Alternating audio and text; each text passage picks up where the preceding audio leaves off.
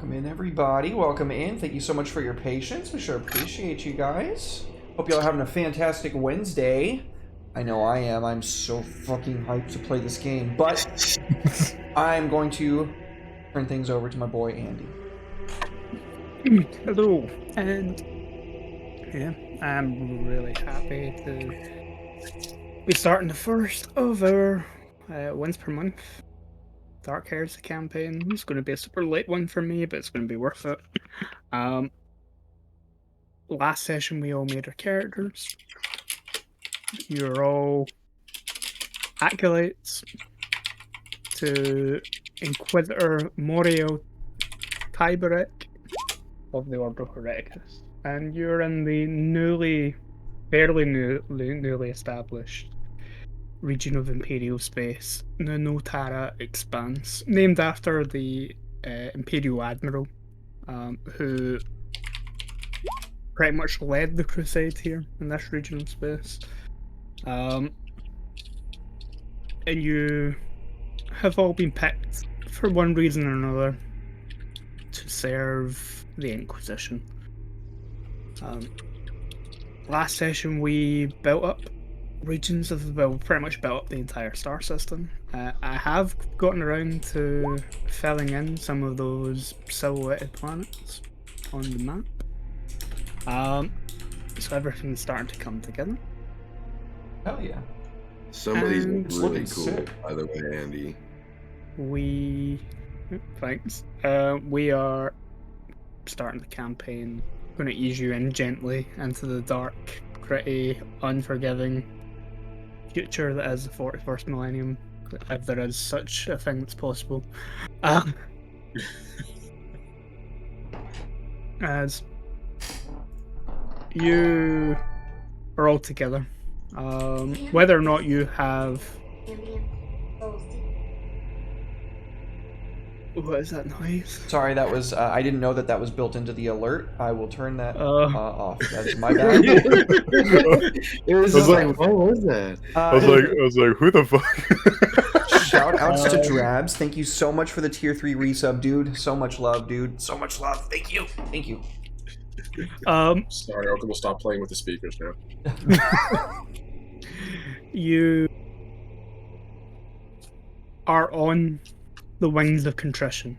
I can't even remember what style of cruiser I said it was. I think it was a Destructor Imperial cruiser that belongs to your Inquisitor. It's his personal ship, his flagship. It is crewed by probably about a few hundred souls. Some of them might be literal souls trapped inside the Astro Telepathica.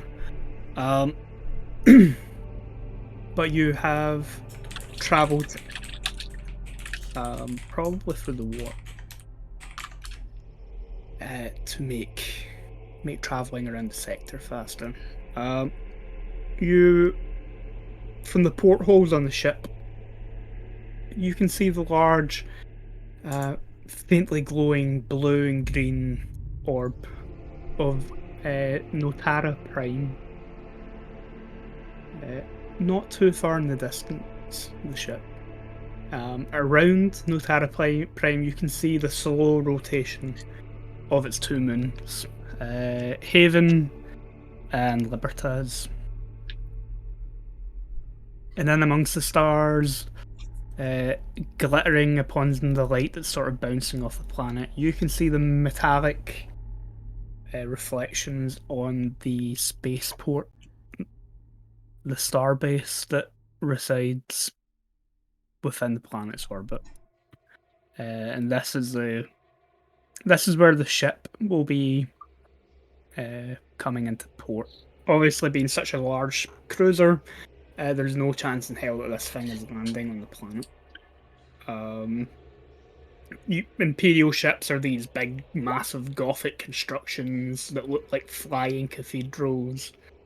And even a cruiser like this is way, way too big for a planetside dock. This may or may not be some of your first time to Notara Prime? I'm going to let you guys decide that in a second. But going off of what we discussed last time, some of you have worked together in the past. Maybe not for the Inquisitor, maybe during the Crusade that went on here. And some of you may have never, other than maybe passing each other in the many, many decks and hallways of the ship, may have never interacted with one another before this point. In this occasion, though, you all have a microbead implant for communications. Nice. You have all been summoned to the bridge.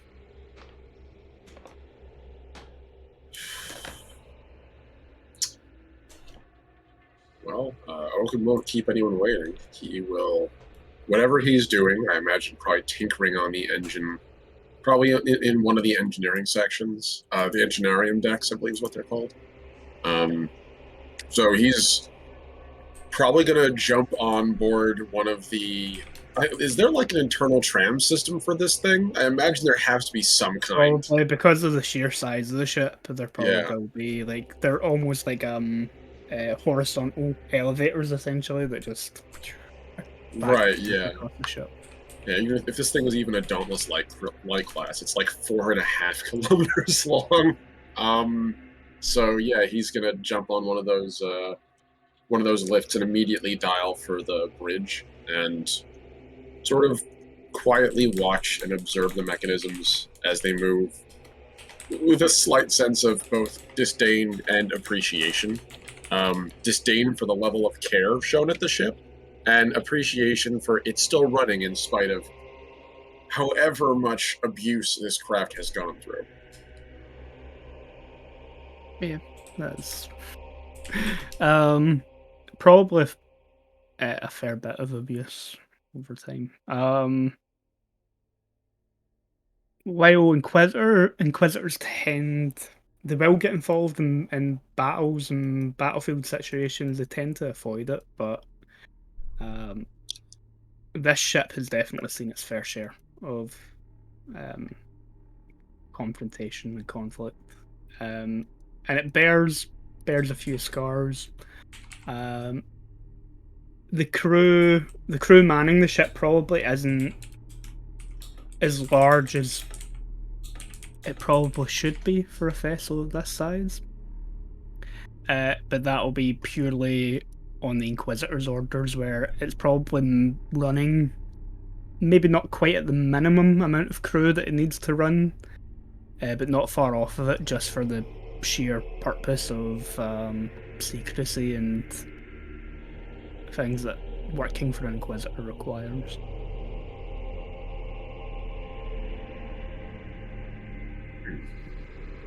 I have a question out of game about Yes. this Inquisitor. In his, so forgive me, I always get this word wrong. In his group, his Retinue. Retinue. Thank you. Does this Inquisitor have any Jokaro?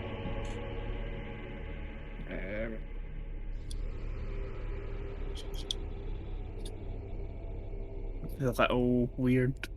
They're the simian apes that have hyper intelligence and can make weapons and Probably.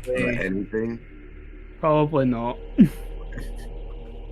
Okay, because that's where I would have been. Because those people are The space ape. yeah, so I guess Corvin would definitely have been like. How long would you say we've been on the ship for? By this point, yeah, probably a few months. oh yeah. All right, so Corvin is definitely like bored out of his mind and probably has been just like taking apart his long las and continuously like cleaning and re-putting it back together and like just banging his head against the wall. And as soon as something came up, he would just be like sprinting towards the bridge, just try to get there as fast as possible because he's just wants to do something.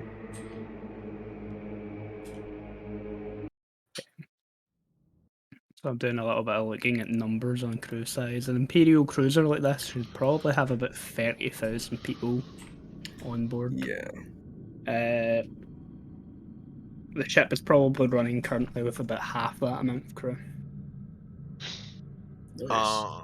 Zeke probably would have been probably residing in his usual place on the cruiser, somewhere near where medical is. You know, getting the fluids and such changed and refilled. And upon getting upon hearing that he's being called to the bridge, would make his way in no way, shape, or form as very fast. In fact, probably just kind of sitting there walking with one hand behind his back, and another one just kind of reaching out towards the walls when they come by, and probably is just zoomed right past by our speeding Corvin at one point, at least until getting to the tram. Cool. Yeah.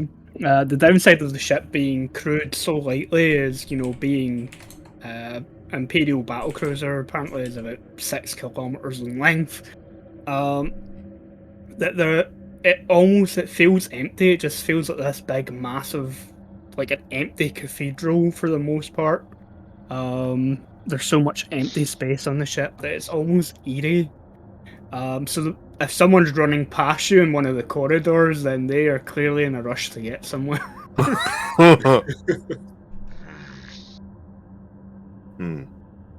I feel like I know what Vars would be doing. Since Vars is the only one with any actual law enforcement authority, he's probably going to be dealing with a group of unsavory crewmates.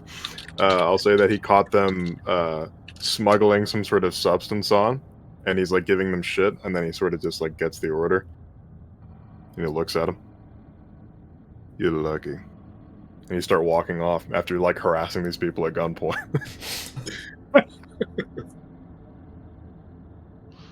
Like, see them disgruntled, like being all disgruntled and like, lucky.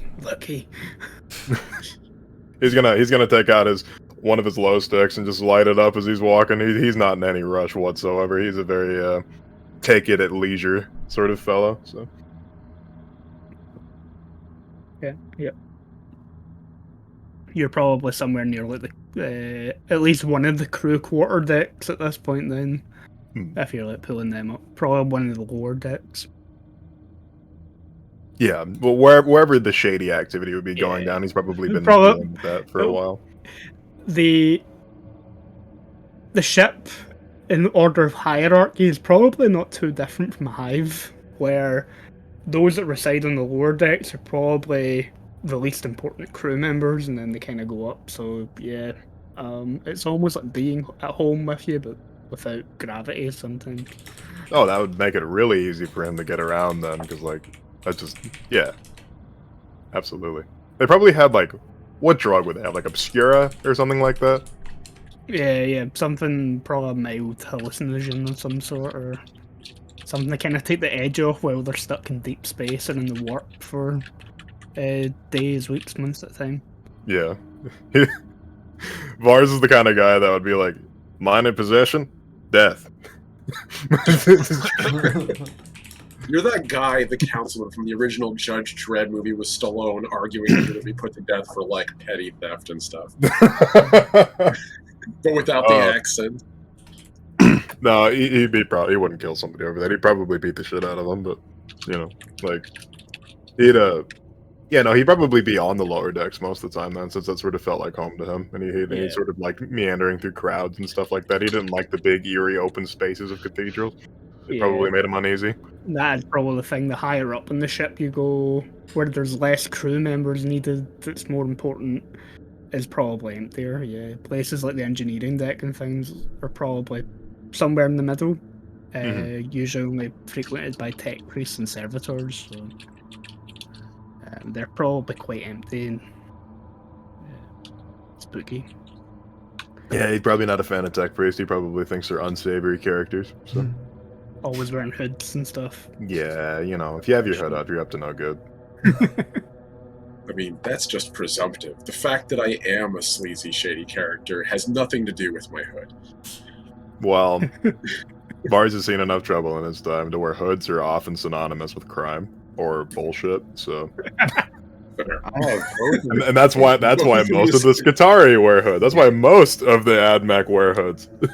I have both of those things, and I wear a tri-corner hat. Oh, if you have a tricorn hat, you're good in his book. If you have a nice hat, you're totally cool in his book. The hat is the nicest thing on my body. Excellent. I guess it doesn't speak much for your nether regions. No,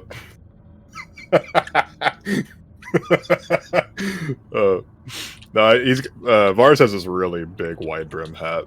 It's like something an Inquisitor would wear. Cool. Yeah. Okay. Judas. Uh, so, who exactly are like the ground troops of our Inquisitor? Your Inquisitor. So the ship will be mostly manned by Imperial Navy. Who, if the ship is boarded and stuff, they're trained to fight. Like, they can maintain the ship. He probably has some, maybe like Imperial Guard Tempestus, like your proper elite Stormtrooper Imperial Guardsman, under his retinue, or within his group of acolytes who'll double as bodyguards and things like that for him, as well as a number of other unsavory types that probably offer some level of protection as well. The 5 of you included. Would it be fair to say that there's possibly still remnant detachments of Janissaries and Highborn Jaegers? Since they were the 2 primary guard detachments sent to the system during the Crusade, yeah. Sweet. Particularly the Janissaries, you'll likely encounter a few Janissaries in any of the shrine or the cemetery world and things like that. So we're still amongst our people a little bit then, at least. Yeah, and some of the crew on the ship will also probably be have been recruited from both of those guard regiments as well. Sweet. So I think that I would probably, at the time that my microbead goes off, be running through some like combat drills with some of the Janissary disbandeds that have joined up with our Inquisitor. I don't know if it would be presumptive of me to assume that I would be probably like directing them rather than like being like told what to do by the other Janissaries, given that I'm a player character. I don't know. That being said, that's not really that relevant because at the same time I would hightail it on out of there, still in my full combat gear with my gun and everything. But I won't cut you off. You were saying something. No, that's fine. Yeah. Okay, so you're all on your way to the bridge. Corvin seems to be in the biggest rush to get to the bridge. So I'm going to say he arrives before any of the other player characters. You get there, you sort of hammer on the button to enter the bridge. The doors, they're like almost double locked, so it's like the big metal doors sort of slide to the side, and then there's a second set of doors that slide up and down. Oh, I love those so much. Blast doors. And it's like a big arched, as I said, like cathedral style doorway. But the deck on the ship is pretty huge, and it has probably multiple levels to it as well. You can see the front glass panels, the few ports looking out, directly aimed at the starport that you're coming towards. And you can see that there's a number of deck crew sort of all on alert as they sort of get their ship ready to sort of come into dock. Your Inquisitors are sort of standing on the lower portion of the bridge, closest to the few ports, sort of basking in the light that's coming off of the planet. And you can see he, like Fars, is also wearing a wide-brimmed hat. But you can see a number of like wires and stuff that snake up from behind the collar of his long sort of trench coat style jacket and into the back of his skull. But he doesn't even turn to acknowledge you. It's like you've been given this urgent message that you or message at least that you have to come to the bridge, and the Inquisitor doesn't even seem to acknowledge that anyone's even came onto the bridge at this point in time. Well, as much as Corvin would like to, he's gonna keep his mouth shut for now and just be a good soldier and stand at attention, waiting for him to be acknowledged. Yeah. Good soldiers follow order. Good soldiers follow. Also, have you guys seen that Space Marine animation they made? Because like all I'm picturing is the deck of Sword of Ball right now. Oh god. Yeah. So cool. Yep. Out of the remaining 4, Holcomb, you're taking like the tram lift thing to get to the bridge. You're probably the next one to arrive.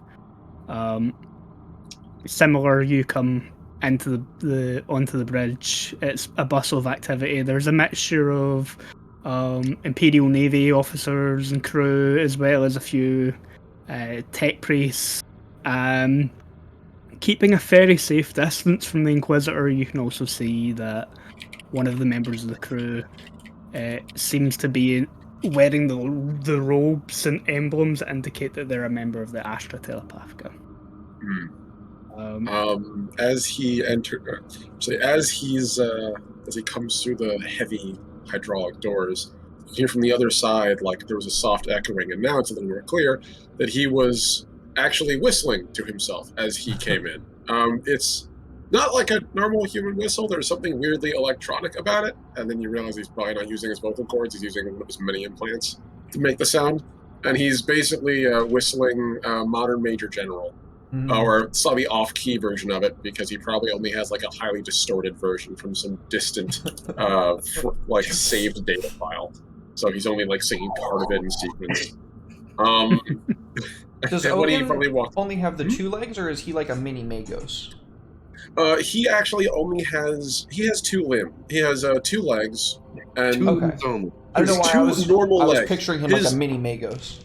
Yeah, I actually have a picture of him, if I can find a way to, like, grab it and put it out here. I don't know.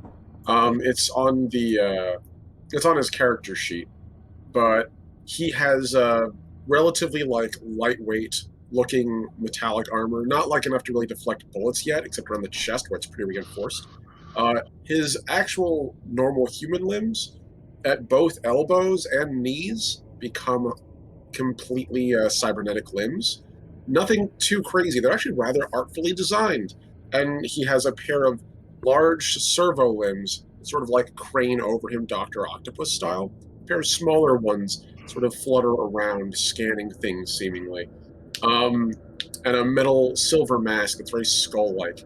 His head is covered in a snake's nest of metal pipes that glow red in each of the little segments. But they're not like... It seems like they're gently worked in the skin. They're a little more artful than most of the other tech priests, which are kind of just a mess of automation and efficiency. Just jack me Oakham in. has an aesthetic. Yeah. This man definitely has an aesthetic, and it probably gets him in trouble. You're gonna look like Belisarius Call by the end of this campaign. Oh, 1,000,000%. My goal is to be a Reaper by the end of this campaign. Forget even being a tech priest. Yeah, I want to be the damn shit. You are literally going to be a Magos Dominus. It's like, good luck, have fun. You look like a lump with like little weird centipede arms coming off. The size of a 2-story building. Yeah.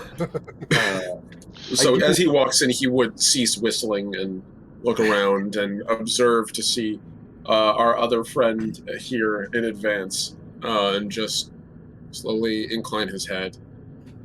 And then you just hear, like, in the microbead in your helmet, just, were you also summoned? You probably don't see any, like, movement except for him, like, side-eyeing the like, are you big, would you say? He's, I'm a tiny human. I come from, like, the underhive. I used to be, like, part of, like, the mean shit and didn't eat a lot, so I'm tiny. Like, so you're a big dude. Oakham's about 6 foot. He's about Oh, 6 foot yeah. flat. Yeah, Yeah, if he wasn't 6 foot flat before he got the augmented limbs, he probably added a couple inches when he got the metal bits. Corvin So- definitely eyes you up like side eye and is just, you see a curt nod. Excellent. Oh Then my he would goodness. slowly step forward and also await the Inquisitor, but be a little bit more like, let me just look at my limbs, ensure everything is in proper working order, and busy himself in that whenever you're ready, sir, kind of way. Also, question for you, Mr. Oakham. Occam or Oakham? You can call him Occam or Oakham. Technically, it's Oakham. It's Okay. obviously supposed to be from Occam, but again, Okay. 40K, they slightly mess everything up. Okay. Yeah, and would you- Razor is his father's name. Wow. All right. I'm glad you guys immediately caught that. That wasn't going to be Jokes 3 were episodes in. start, half an hour in. I just have to. I have another question because I feel like this is probably the first time that I've been up close to any like Texier, Engiseer, any type of thing like that. Would you say that he's also got like, because some Magos have like just a sound reverberating from them, like little clicks or anything like that? You do feel something, and it's not that. He doesn't have many clicks, although his servo limbs are constantly humming and sort of adjusting. There are like little whines of servos and stuff, but they're all coming from his servo limbs. His body is strangely silent except for like a very low hum. And as you walked past, it was kind of one of those hums that like reverberates in the back of your teeth for a second. And so like there's something electric about this guy for sure. You would definitely notice then that he probably takes like half a step away from you very quickly. So be very aware. Pull out a magnet. He's not gonna like that. He's like a CRT. He's not gonna have a good I time. love the idea of you guys trying to decorate him with fridge magnets as you walk. Yes. Start singing like Bender from Futurama. No, give me a crack corn. Somebody- I don't care. You don't want him high. Somebody Please don't who make loves him me high. went to Cadia and got me this magnet. Does it have to be from KDO? I mean, it would mean that they were really dedicated to getting you that magnet. That's true. That magnet belongs in a museum, not on Oakham's butt cheek. Or no, I'm sorry. It says this magnet stands. That's what. Okay, then yeah, the next to arrive is Ezekiel, the Nameless. When Zeke arrives, as the hydraulic doors start to rise, slowly but surely from the side, I'm guessing from the side I came in, Corvin would be closer than Oakham, but just as like the doors start to open, there's this like almost rotten smell kind of like tickling at your nostrils as he starts to enter the room. And he just very like kind of stops in front of the doors for a moment before pulling his the hoods of his robe, a deep purple hue with a lot of silver lining, including the inquisitorial eye on the back, stating at the back of his head, and then proceeds to just kind of lower his visor over his silvery eyes before just kind of finding a spot, staring towards the Inquisitor, and then just keeping his one arm behind his back, and then having another hand rest on the skull tied to the side of his robes. Yeah, as you enter the bridge of the ship, there's this inside your head. There's this overwhelming, almost over. You've learned to cope with it by this point, but there's this sense that there's a pressure being put inside your mind as soon as you enter the bridge. And any time that you look directly at the Inquisitor, it almost goes to the point of being painful. And you can, even looking around the bridge, you can see the other astral telepath. And you can see the same look of discomfort on her face as she stands a little bit further away from the Inquisitor than you're standing at the moment. In an attempt to show off, in an attempt to just kind of vie his sense of disgusting resilience, he just kind of keeps his eyes directed towards the Inquisitor, keeping the intense pressure and discomfort going. He won't ever truly get rid of it, but at some point he may need to stand closer to this man, and at that point he doesn't want to collapse. Knowing and feeling that he is essentially soulless. Then, Judas Cartal, you're the next to arrive. As you arrive, the ship has already started to draw a little bit closer. That glowing blue and green marble has grown a little bit bigger in the viewport, and you can see the glimmering lights and the shine of metal coming from the space station a lot more clearly now. As I make my way in, I take a quick scan around the room, and seeing Corvin, I immediately walk over to him and give him the old soldier salute, and the curt bow, it has been some time, Passos. You're muted, Kyle. Of course I am. Sorry. I feel like, he would just slowly have gotten more uncomfortable as people came in. And then, as soon as another person entered and he saw it was you, Judas, you just see this huge crooked smile appear on his face. And, all the, just tension in his body melts. And he looks up at you and says, Judas, it's good to see you. There's a sound as I unclasp my helmet and take it off and put it under my arm, and then give you the old bro hug, the one-armed hug, two homies do when they've been through some shit together, Yeah, the action movie hug. We're too manly and our chests are too broad for us to get the proper arm hug on. I hope your stay these last couple months haven't been as boring as mine. I find a way to keep busy. Endlessly, we train. Who knows what we will fight against? Hopefully no more Tau. They bleed pretty easily, last I remember, and I pat the sword at my side. Once I got into melee range, it was really all over for them. Yeah, their weapon skill's pretty low. Oh, of course, but I like to be the best shot on the field, so. What the hell is that thing? Which one? I guess that's a good question. The one that's breathing. Oh, that one? I don't know. That's new.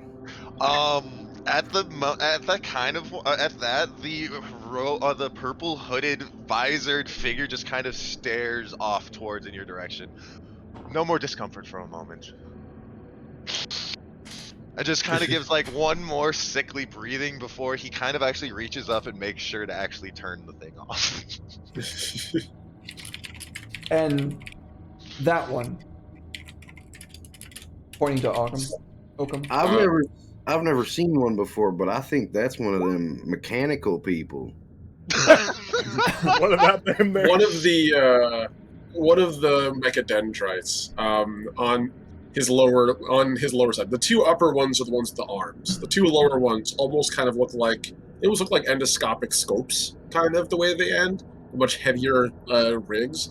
And one of them sort of perks up and turns around and looks at you at that statement. And Occam, without turning around, just says, "That one has a name, and it is Oakham. Thank you very much." I think Oakham is one of them machine people. Mechanicus, if you'd be so kind.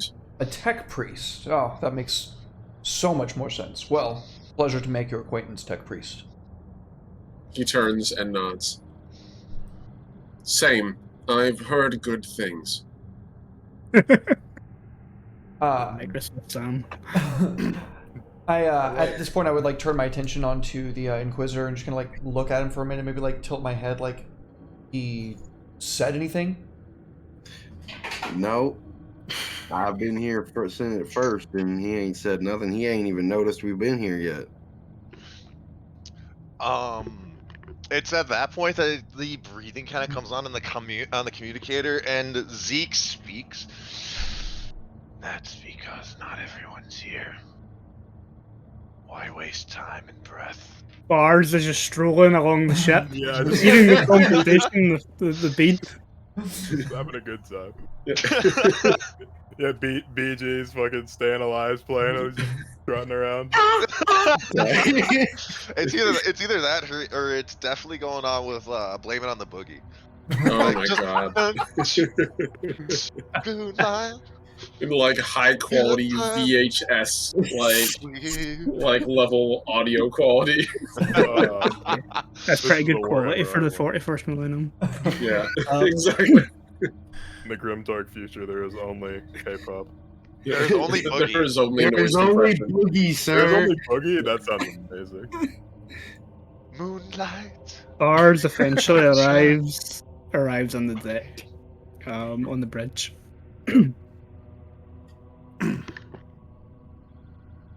Also, would you say that you're also a big character? Bars is pretty big. Bars is like about 6'2". He's a bigger Oh, guy. man. Probably why he got along so well in the law enforcement. He smaller people. So. Oh, I'll answer that one for you too. Zeke's actually stands just under 6 feet tall, but he is extremely thin in the face. In fact, you can see like dimples in his cheek, like where his cheekbones have actually been removed. Ooh. Like Now, the question for you this part. as well, just because I need this. Are you wearing obvious arbiter gear? Yeah, I am wearing my Arbites. All right, yeah, Judas, you would definitely see me like immediately just take a step back, like without even like thinking about it, as an officer of the law enters. Check yourself for any contraband. How tall did you say you are, Bars? Vars? Let me check. I wrote it down somewhere. I'm small. I'm 5'6", so It's not too I bad. think. That's So wait, I'm oh, the shortest of all y'all. the longest gun and the shortest man. Yes, Compensate for sir. something? No, sir. How tall are you, Bars? I just know I'm not 34. 34. That's how old Vars. 34 what? How inches. old is he? No, how tall are you? How tall am I? 6'2". 6'2". Okay, so I am taller than you by like 3 inches. I'm 6'5". Yeah, I'm 34 inches tall. Yeah. I'm a thick boy. I'm a big thick boy. Oh, okay. You're Well, Vars is gonna 33 like inches. take off his gloves, sort of like hang them on his belt. He's gonna pull out this little salve. He's gonna like get it nice in his fingers, and he's gonna rake it through his mutton stash, make it look real nice. Yes. And you see him sort of like flick his hands, and all the extra stuff would come off. Put it back on. Put it away. Pull his gloves back on. All right, what's the situation? Well, we don't know yet. We were waiting on you, Vars. Nice to see you, Zeke. It's good to see you too. Good to know it still sounds like you're spitting glue. Unfortunately, you can thank Flagellum. The Inquisitor leaves you waiting Of course he does, the dick. as the ship draws closer to the space, the space station. By this point, you can see the planet takes up a good portion of the viewport, and the space station itself takes up like the other half of the viewport. Again, it's a construct of like many massive metal archways and bridges that interconnect with like tunnels going through them for ships to kind of dock and attach to. You can feel the ship sort of slowly drift sidewards as it slowly comes into the dock. you would see Oakum's limbs actually move with the center of gravity, so his posture doesn't change, but his limbs compensate for the shift in momentum. Bards is Oh sort of man, like, I'll never get used to that. yeah, he's gonna widen his stance a little bit, like he's been on plenty of times, and he's gonna look around at everybody new. Jack Priest. Howdy. Oh, hello there. Where you from, boy? I'm from Scintilla. Oh, you look like it. Yeah, I know. Mhm.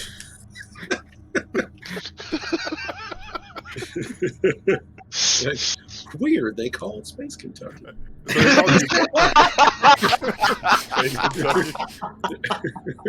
Scintilla Fried You Chicken. I'm from Space Australia, and I'm from Space Kentucky. And this is Jackass. Oh god. Does that mean I'm from Los Angeles? Space Los Angeles?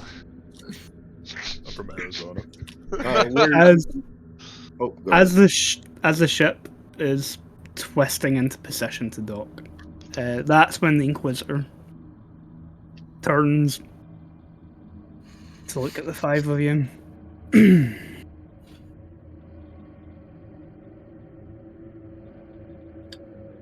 Oakum inclines his helm, and the red optics underneath, sort of like a Five Nights at Freddy's single diode, kind of like look at him directly. I have to do Five Nights at Freddy's and play Warhammer. Yeah, I salute. As Zeke will rise the visor before nodding his head low. Mars is gonna tilt us out like, howdy.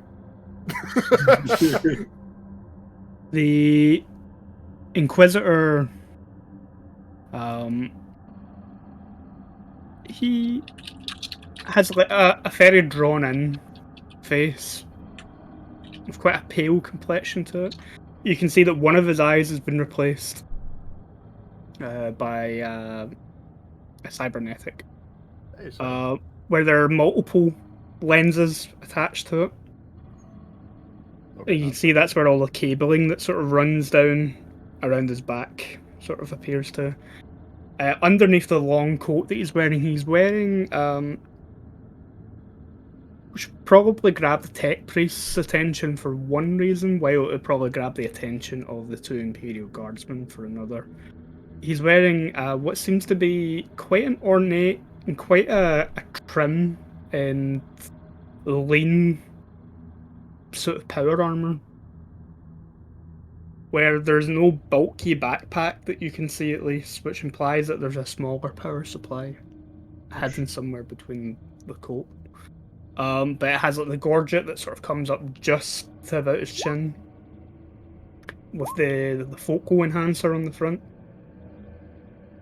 and the armor is sort of engraved or like covered in filigree and emblazoned with multiple Imperial and Inquisitorial symbols, skulls everywhere, and holstered on his hip you can see the very definitive shape of a bolt pistol.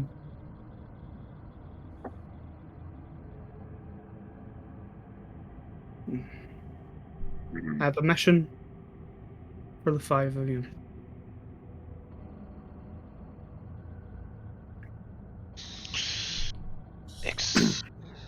Speak your We mind, are boss. ready to serve in the name of the Emperor.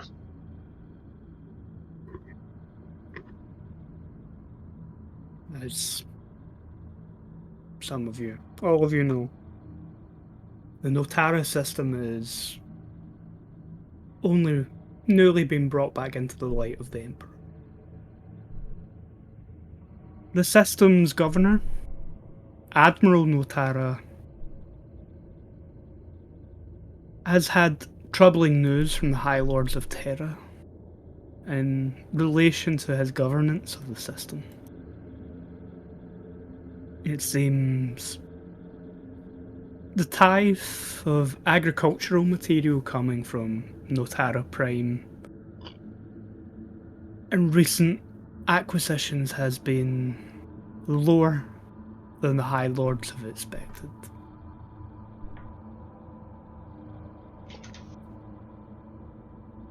The Administorum with all the numbers and mathematics required to work out the tithe required from all the Imperial planets and systems. I have no reason why the tithe should be so low. It seems that I'm being pulled into the political squabbles here within the system. Something that, as an Inquisitor, I feel quite distasteful, but it seems to fall within my jurisdiction at the moment. Being a matter of numbers, I don't feel it requires my full attention. That there could be a number of issues on the planet for why this could be the case. Mundane or otherwise. I think even seeing some show of strength and some authority figures on the planet might be enough to sort any issues. You will not be going down under the jurisdiction of the Inquisition, but as representatives of the systems governor.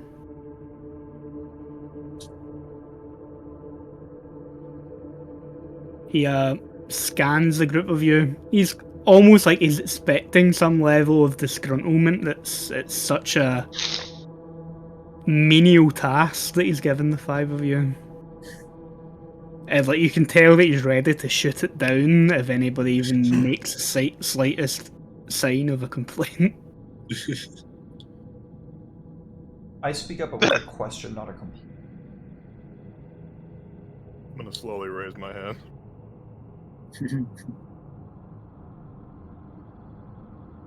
Officer Fars. Got 2 questions for you, boss. 1, what's the pay?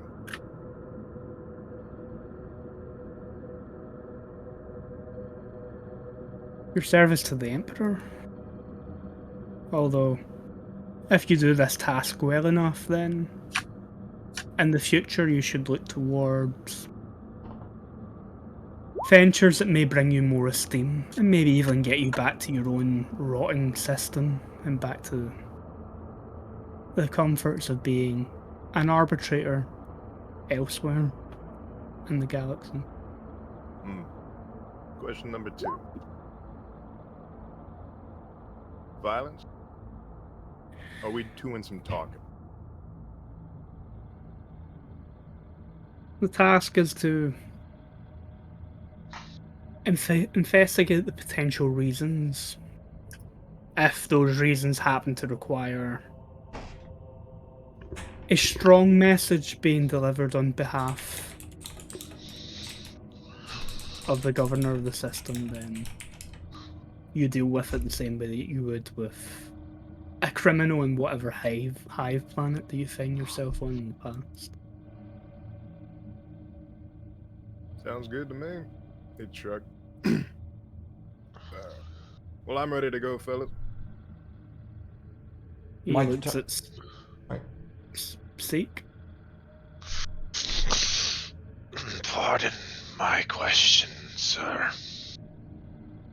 But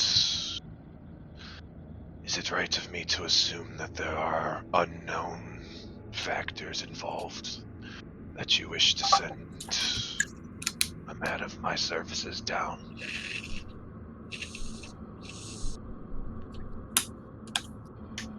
If I'm not mistaken, your services are whatever I deem is required of you.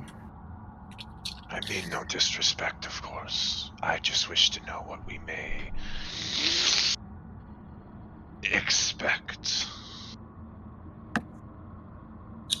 The planet is one of the largest planets on the system, although a great deal of the planet has been given over to the growing of crops and agriculture to feed the souls of the Imperium.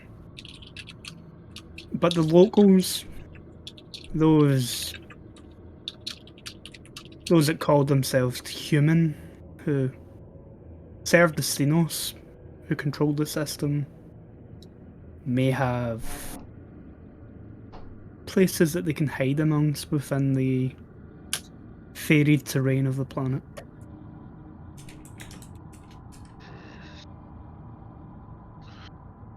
Then he lowers his head down and crosses his arm across his shoulders. By the Emperor's will.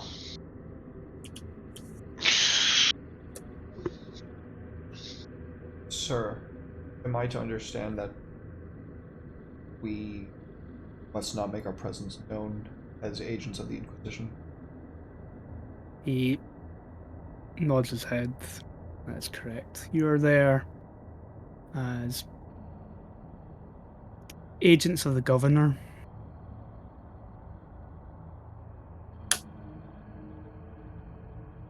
Or the Emperor?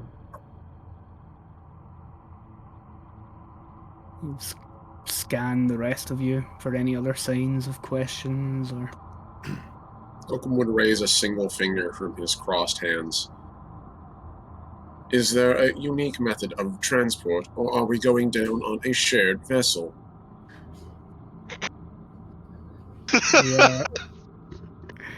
We're making dock here in the star station, in the space station. You will be being dropped by a carrier ship to the planet's surface. Will there be a method of exfiltration? You should be able to keep in touch with both the Contrition as well as the operators within the station. If you need to be picked up at any point, you can make contact. He nods, lowers his finger. Intent. And if we need reinforcements? And you have contact with the ship, but hopefully that will not be needed. Understood.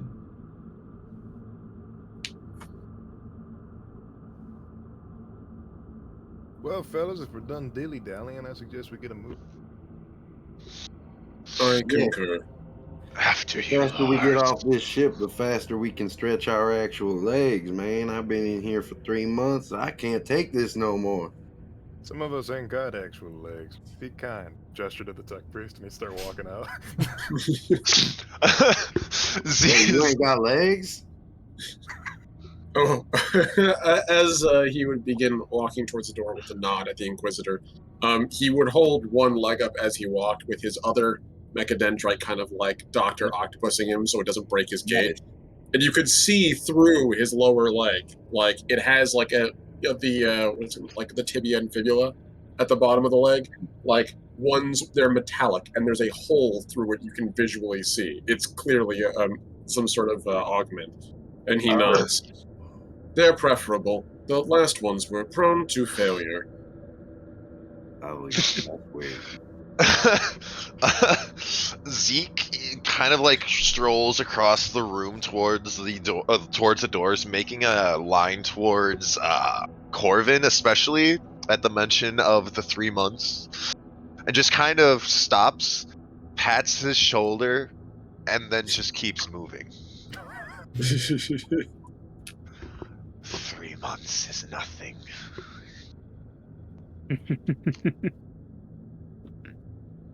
I will say that when he like pats your shoulder though, like you get the full like it's been tickling your nostrils, now it's just like Yeah. Corvin looks disgusted at the mechanical leg, the smell, everything. It's just hitting him all at the same time. He's not happy, so he'll just turn back towards the Inquisitor, salute him with an imperial salute, and then just walk out. Yeah. I make the old sign of the Aquila and make for the exit. I want to do that like Microsoft Sam voice for like Omni server. It's like, hello. Depending on how fast, Hello. depending on how fast he could type, he could make it happen.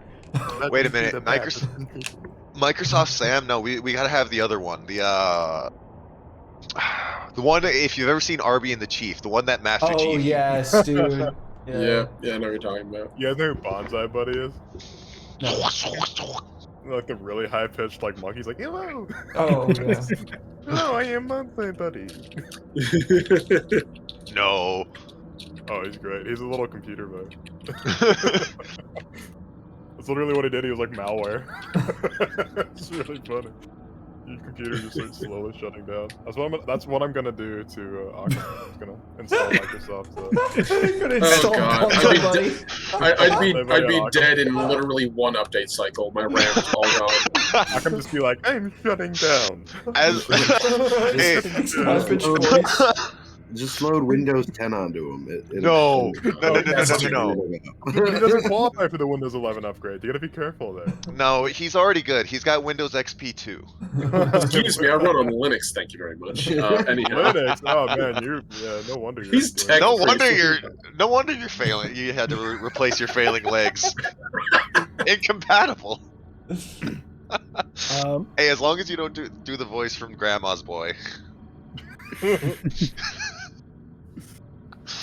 Cool. There is a disembarking deck on the ship. You can feel it sort of lock into place with the dock. You can feel the pressure change on the ship as it sort of locks into place, and the exits of the ship are sort of depressurized and opened. Ugh. Corvin, you'll never get used to any of this. The five of you are free to depart the ship. In fact, you're the first members of the Inquisitor's crew who are allowed to leave the ship. There are a group of well-dressed individuals waiting on the dock for you. They're wearing like kind of your Renaissance-y type powdered wig type things. They've got like multiple gold chains that have like the Aquila and stuff hanging from them. And they're wearing clothing of like fine material. These are clearly members of the Ministorum here on the governor's behalf to meet with the group of you and discuss or provide answers to any questions that you may have. They're probably the only people who realise that you are a little more than just Imperial representatives once you exit the ship. And they look a little bit shocked, maybe, by how unofficial and informal all of you look. But yeah, we are a bit ragtag, aren't we? No, I take good care of my shit. How dare you? I'll take good care of my shit too, but we don't. Yeah, we but I don't think match. it's that you're a Janissary, I'm a Hivejager, and then we have an Arbiter, and... Technically, I'm not a Janissary anymore, so... Ex-Janus. Well, but you're wearing Janissary equipment, so that we all just look But it's completely stripped different of its from- markings. And the mucus man. Like we've got it all. But we do have the Mucus Man, and that's definitely going to just Mucus man. take our street Mucus cred down to like Man! negative no matter how good we look, yeah. Oh yeah, I should also add, like, all of your stuff starts rusting thanks to my mucus smell. Ew. I'm kidding. you're Oakham, like, no! I'm No, rusting Oakham away!" wouldn't have waited that long. You would have caught a metal backhand, and we would have been rolling a new character by now. Oxidation. Yeah, if I saw that my long last was starting to rust, I would probably just murder you. No, just oops, airlock malfunction. it's not rotting. Yep. It's not rotting. It's just growing a mouth. force feed you a charge pack from a lasgun. I just want to see what'll happen. I just want to see what'll happen. What happens when I It's for microwave? science. It's like a clickbait video of like an inquisitor like pointing like, and it's like a microwave with like an energy cell. What would You won't happen? believe what happens when one of my inquisitorial warband takes this thing into his mouth. It's like an Click orc to has see this what slow happens road. next. Mike. Sorry, Andy. I don't know. We're all in a mood today. Apparently. The name of the emperor, I shall microwave this battery. Oh, The Emperor does not protect stupidity. Yes, it does. so, Andy, Doesn't protect the blood. we're in Yep. we're in this vessel that's descending towards the planet now, correct? It's on No, separate- you're on the deck of the starport. Okay, or on the deck of the starport. On one of the sort of docking bays in the starport. It's like a low orbital docking port. Yeah. Okay, just making sure So I you- understood that correctly. You can probably see the planet from the opposite side of the port.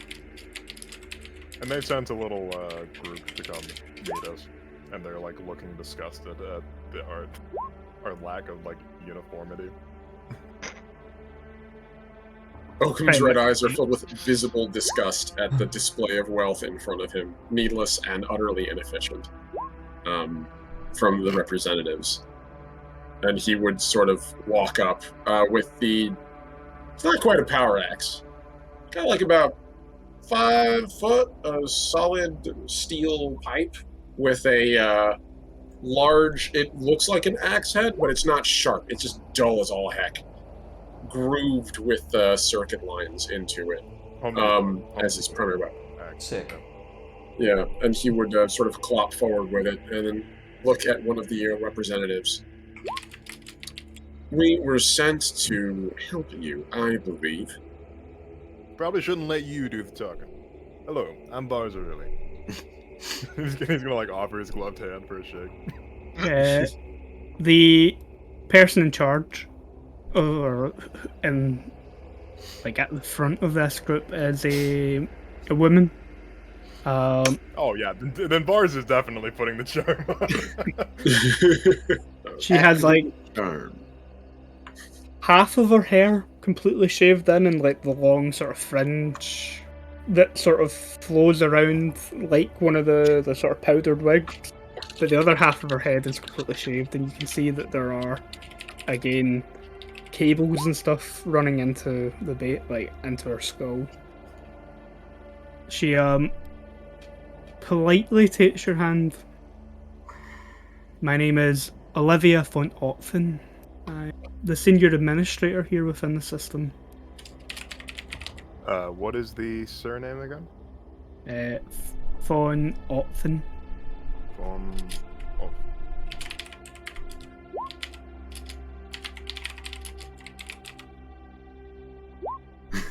Dwayne the Rock Johnson. Yeah, he's the fucking leader of the Dark Hand. The real chapter master. She looks over the group. You're a Imperial Arbitrator. That It is a I am. pleasure to meet you. I assume that you've been sent to investigate the shortcomings within the Imperial tithe from the planet. Absolutely, and we are ready by any means necessary to take care of this little issue. I see. I've been sent here with some of the other planetary administrators to provide answers to any questions that you may have about Notara Prime. They just sort of like look around, just, like lift his chin, get a gander. We do have many questions regarding the planet we'll be visiting. I myself have a few. One primary one, which is where precisely you wish us to begin looking. We will be taking a vessel, a dropship, or kind of a dropship, not quite a dropship, but one designed for civilian use, so like a transport ship. From the docking bay here, down into the planetary capital of. I did have a name for it. Where the fuck did you go?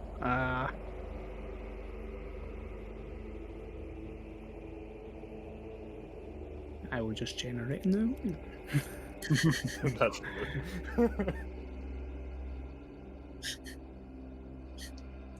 I'm only checking the meme garbage in my head right now, so not useful.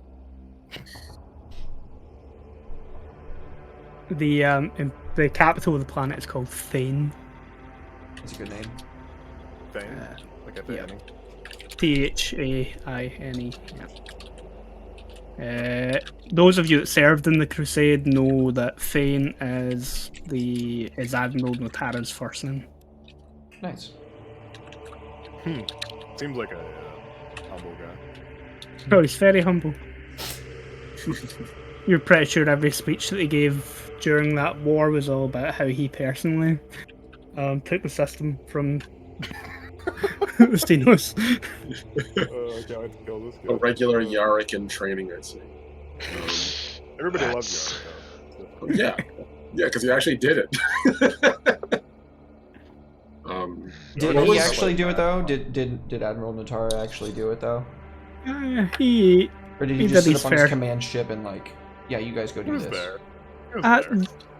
the Crusade had its fair share of naval battles, which he would have been directly involved in, but most of the ground fighting on the planets and stuff he was nowhere near. Yeah, that sounds about right. What was her last name again, if I might ask? Olivia? Van Ottman. I typed that in the Discord chat. Oh, thank you. Yeah. So yeah, she'll tell you that they're going to start in the planetary capital of Thane. He would nod. Red optics looking elsewhere. Thank you.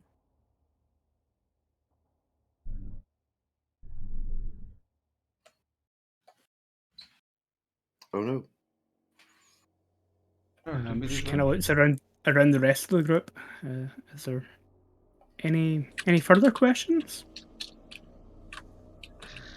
For what purpose were you? She knows that we're inquisitorial, though, right? Yeah. Yeah. For what purpose were you not capable of delivering your tithe to the Emperor? That is why you're here to investigate. We collected all of the agricultural resources as normal and processed them to be distributed amongst the Imperium. It was a surprise when a message was received from the High Lords of Terra that our tithe was short.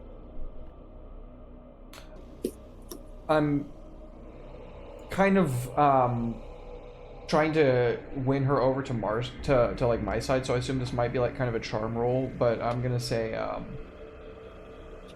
and this isn't some case of the Administratum upping your tithes without telling you, is it? Do I need to make a roll, or You can give me a skill. Yeah, you can give me a charm roll. yay? No modifier and failure with 4 additional degrees.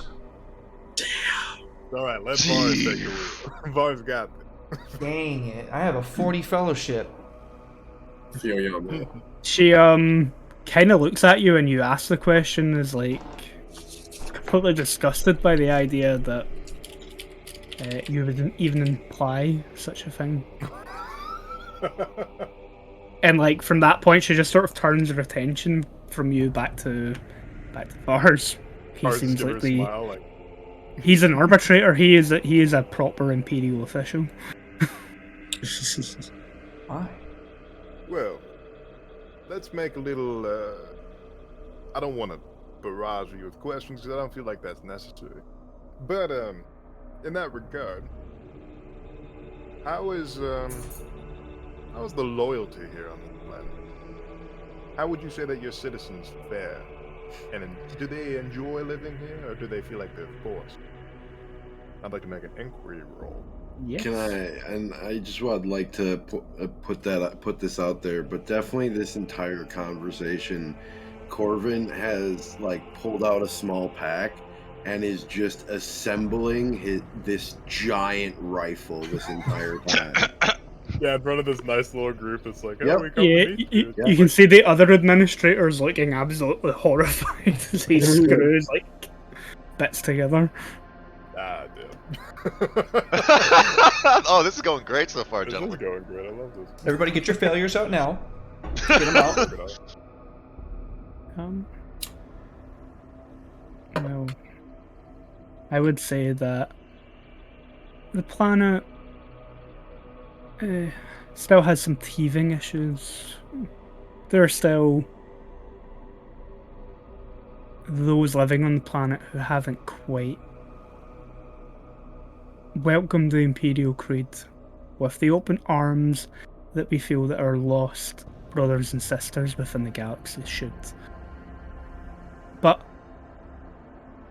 they live on the fringes and should have zero impact on the productivity of the planet.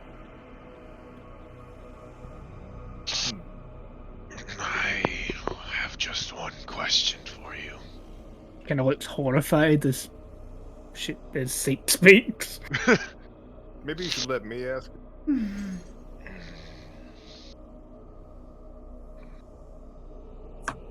The people of this world, have they become active? Have the black ships arrived once before? You're asking if there are any psychers upon the planet. Well, Please, relax.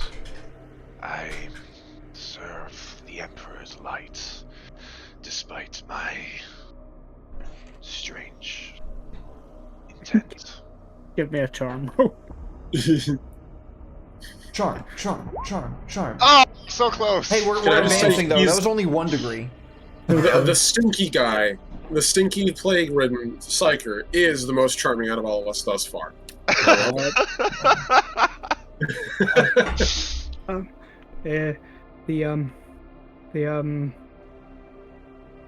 A black ship arrived in the sector shortly after we liberated it from the Xenos.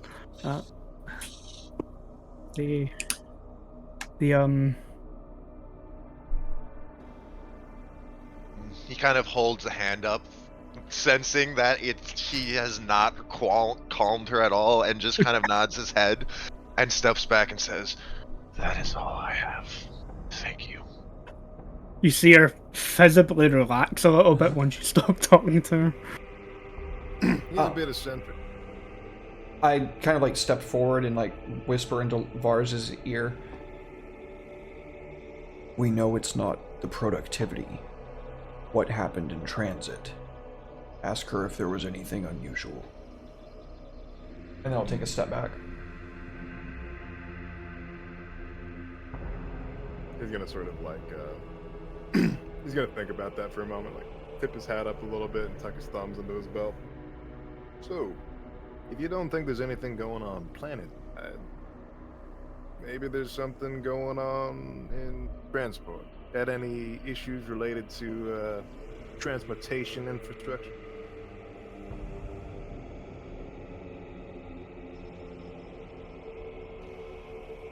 Oh, did we lose Andy? I feel like we lost it. We lost his video. We did lose his video. I saw that. I thought maybe it was just a blip. Rip. Rip, rip. Maybe I'd step away for a second. Yeah, In it the could be. meantime. Yeah. In a second here, I'm gonna have to step away, but I will just be like literally a minute. I just gotta run downstairs and take the dog out. Yeah, no problem. She's very quick about doing her stuff now. Well, we're about 15 minutes early, but this is probably the ideal time to call a break, seeing as how we do need to wait for Andy to come back. So don't go anywhere, anybody. We are going to take a quick, short little 5 to 10 minute break, like we said, and then we will be back with more Dark Heresy, Path of Contrition.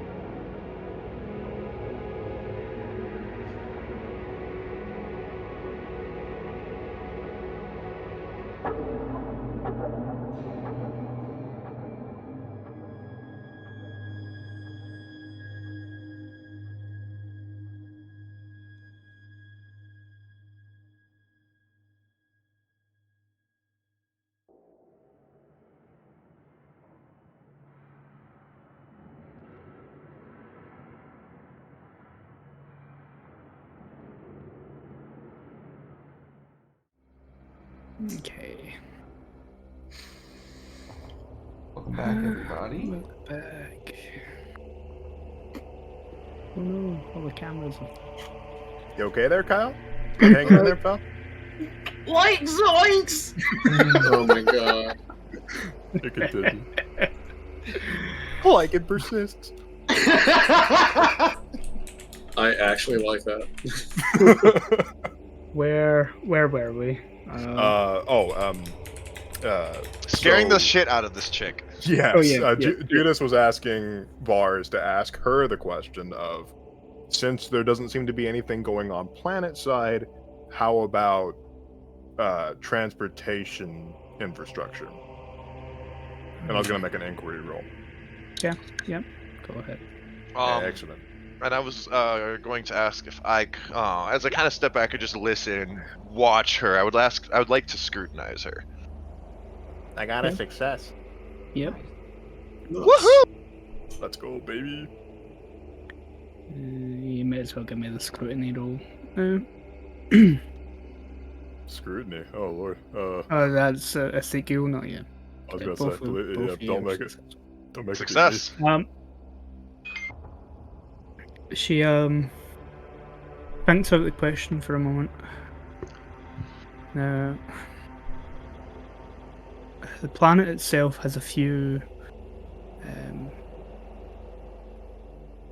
refinement and packing plants that then have transportation vessels that take any of the agricultural resources up onto this very space station, where Imperial TIE vessels who are collecting within the system gather them before taking them back to Terra or whatever destination that the Administrorum have designated for that ship. Okay. So to make this clear, it probably doesn't have to do with transportation. Or somebody is skimming a little off the top between here and there. Either way, we'll have to go to each and every place to find out who's... And Bart didn't like the sound of that while he was saying it. He's like, oh my god. Yeah. While she's given the information, Ezekiel, you're kind of watching her for any signs that she may be lying or trying to cover anything while she's speaking to Fars. As far as you're aware, like, she has provided as much accurate information as she currently has at her disposal. Zeke likes that. Zeke likey. Malcolm quietly observes the whole thing, just taking it all in. As he watches everyone ask questions, he just sort of nods contentedly. Every question that needed to be asked has been asked. As he sort of pulls his red robes a little closer and fixes the brass cog button, holding them together. If that's the case, can we head to planetside then? Of course.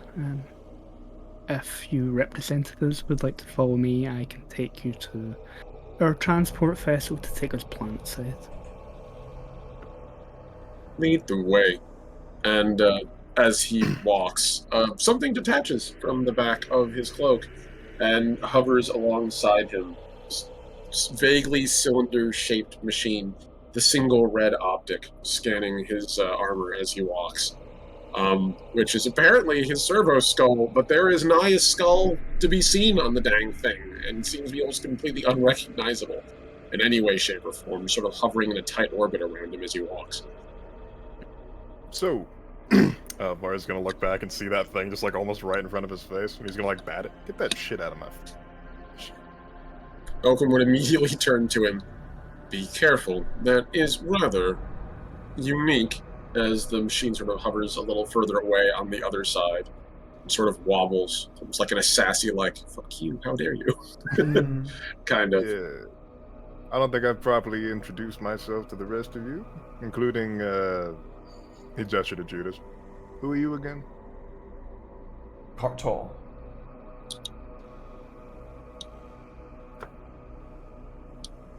I'm sorry, Wanna were you elaborate? expecting more? I was, yeah, actually. You had the whole ride down here to get to know me, and now you want to know. I was busy. I'm busy now. Serving the Emperor. All right, stick up his ass. I like it. How about you? He's gonna look over to the. He's gonna look over to Corbin. Oh, howdy, I'm Corvin Passo, Sergeant of the Scintillan Hive Jaegers. Yeah, I came from Scintilla, like I said, and anything else you'd like to know about me? No, that's quite good, son. I appreciate that. Vars Look. Aurelian, Adeptus Arbites, a la Argoth. You said Vars? Yes, sir. All right. Nice to meet you, sir. You already know me, but for the rest of you, I am Ezekiel. But let's keep it simple at Zeke. Come from the doomed world Flagellum. And I rode the black ship, stood within the palace of the Emperor. Yet I'm graced enough to walk with you all. Does it matter what color the ship is? I kind of nudge you in the elbow, like with my elbow in your ribs, like, what the fuck? What? And Zeke will look to Corbin and say, For a man of your stature, no. Okay, Well. so why'd you say it was a black ship then? I don't Look, stop asking this question. How about you? Is your he pointed to Occam. Probably Tango Alpha Major or something like that, right? Oakham would rotate his head slightly, and you could hear like the slight clicking of the metal tendrils that seem to make up his hair, or like the tangle of sensors that once might have been his hair of his scalp. And you can see like in the dark, like black patches underneath his mask, two like pinpoint red like optics turn to look at you. As he speaks. Occam Keller, and actually, I am but a tech adept of the Legio Cybernetica. Thank you verily, as he continues to step forward. And this is my tool, as he gestures towards the machine floating. H3LP1. So cute. You can simply call it the H unit if you must. Oh, okay. Since we're introducing the tools that we work with, he pull out both of his guns. The administrators kind of look back at you as like you kind of hear them whispering amongst each other like they've been on a ship for how and they're only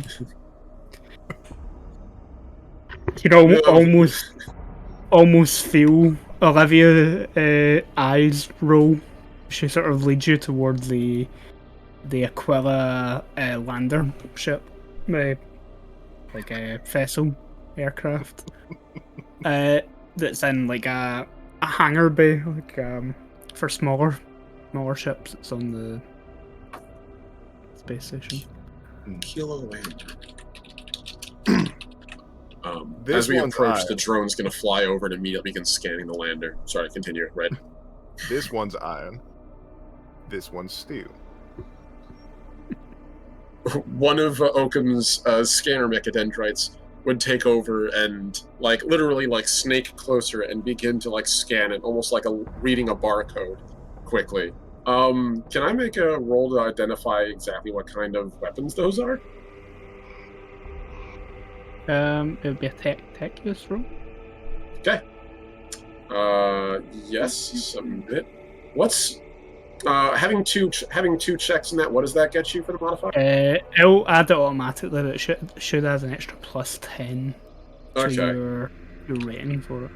Yeah, for some reason it only gave me +0. Okay, fixing that. No, it's the additional modifiers if he tells you anything to put on it. Like, oh, you're trying to hit a okay. target like a mile away. There's going to be an additional difficulty modifier of like +30. Or something. Gotcha. Damn, you rolled way high though. Yeah, no. I can't tell whether that's because your guns are so advanced or your guns are... In fact, actually, you'd probably say something along the lines of, I don't recognize those models. I can't tell if they're so ancient or so new that they are not in my field access files. Yeah, well, they're just stub pistols. He just tuck them away. Oh, you name your Brainiac. guns too? What'd you name funny. yours? Oh, this whole best. To cover it, Omni, the thing does add plus. It has added the +10 to your, because it's saying it's a 45 that you need to roll under, while your intelligence is only 35. Okay, So thank you, I appreciate it. It's already factored the 10 in. Thank you, I wasn't sure how that worked. Alright, thank you much. Which means you failed the roll by 3 degrees. Yeah, I had no idea. Yeah, exactly. Yeah, stub revolver. They're nothing too fancy anyway. They get the job done. That's fair. As everyone else is pulling out their weapons with their names, Zeke will just kind of reach back into the robes and pull out and unholster his pistol and just kind of hold it up in one hand and unhook the skull from the other from the other side, which hangs outside.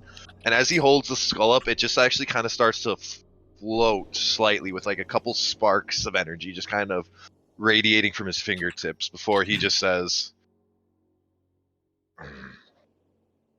This is my word, and this is my forebearer. raising the pistol and then raising the skull in respectively before drawing them away. That's pretty classy. How about you? He gestured to Judas. This is merely a flashlight. I like show my laser rifle, but this, and I like fold over my wrist to show this like forearm mounted flamer that's like attached with like an underslung canister that like goes underneath the armor plating to keep it from like a stray shot just fucking wrecking me. This was a gift from a very dear sister.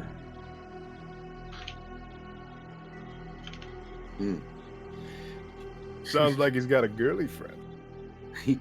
Oh no, she's dead. Well, That sucks. tough like shit. happy girly Shrug. I feel your pain.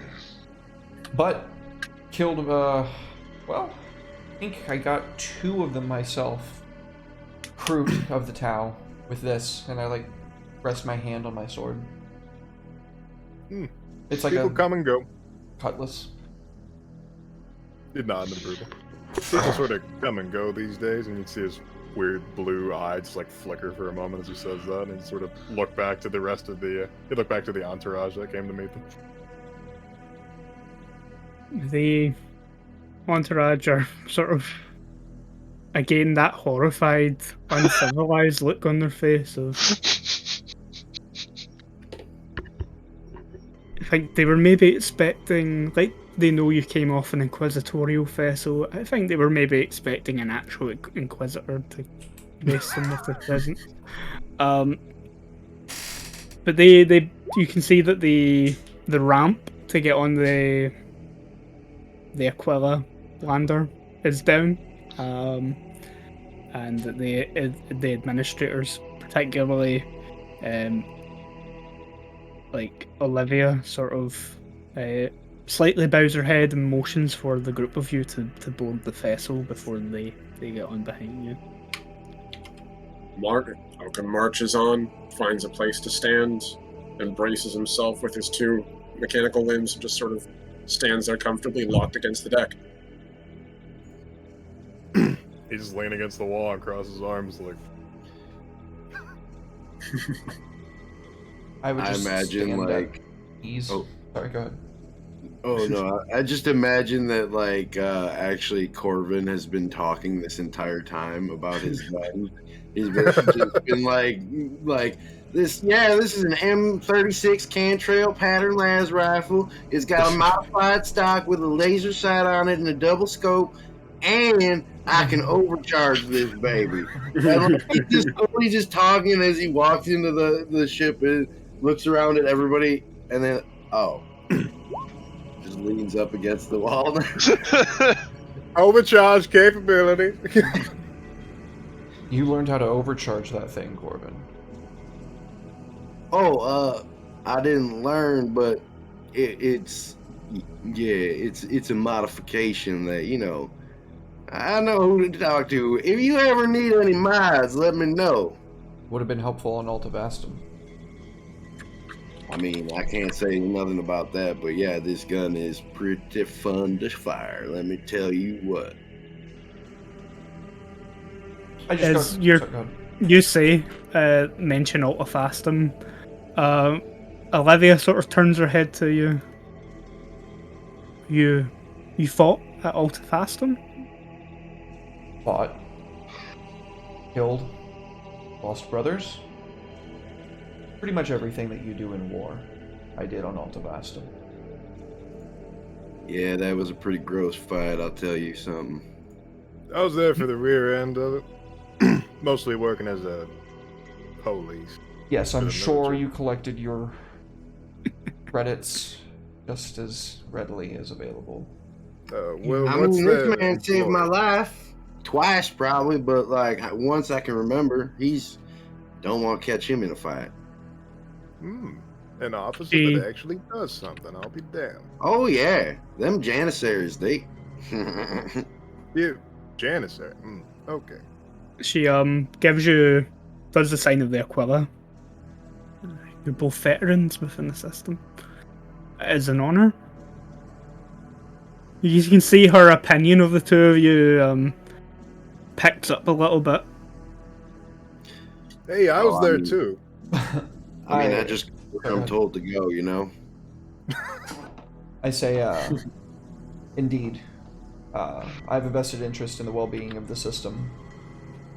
So I hope that you know I meant no disrespect earlier. And I'm sure that you'll do your best in uncovering whatever it may be that's causing the issues within the supply train here on the planet.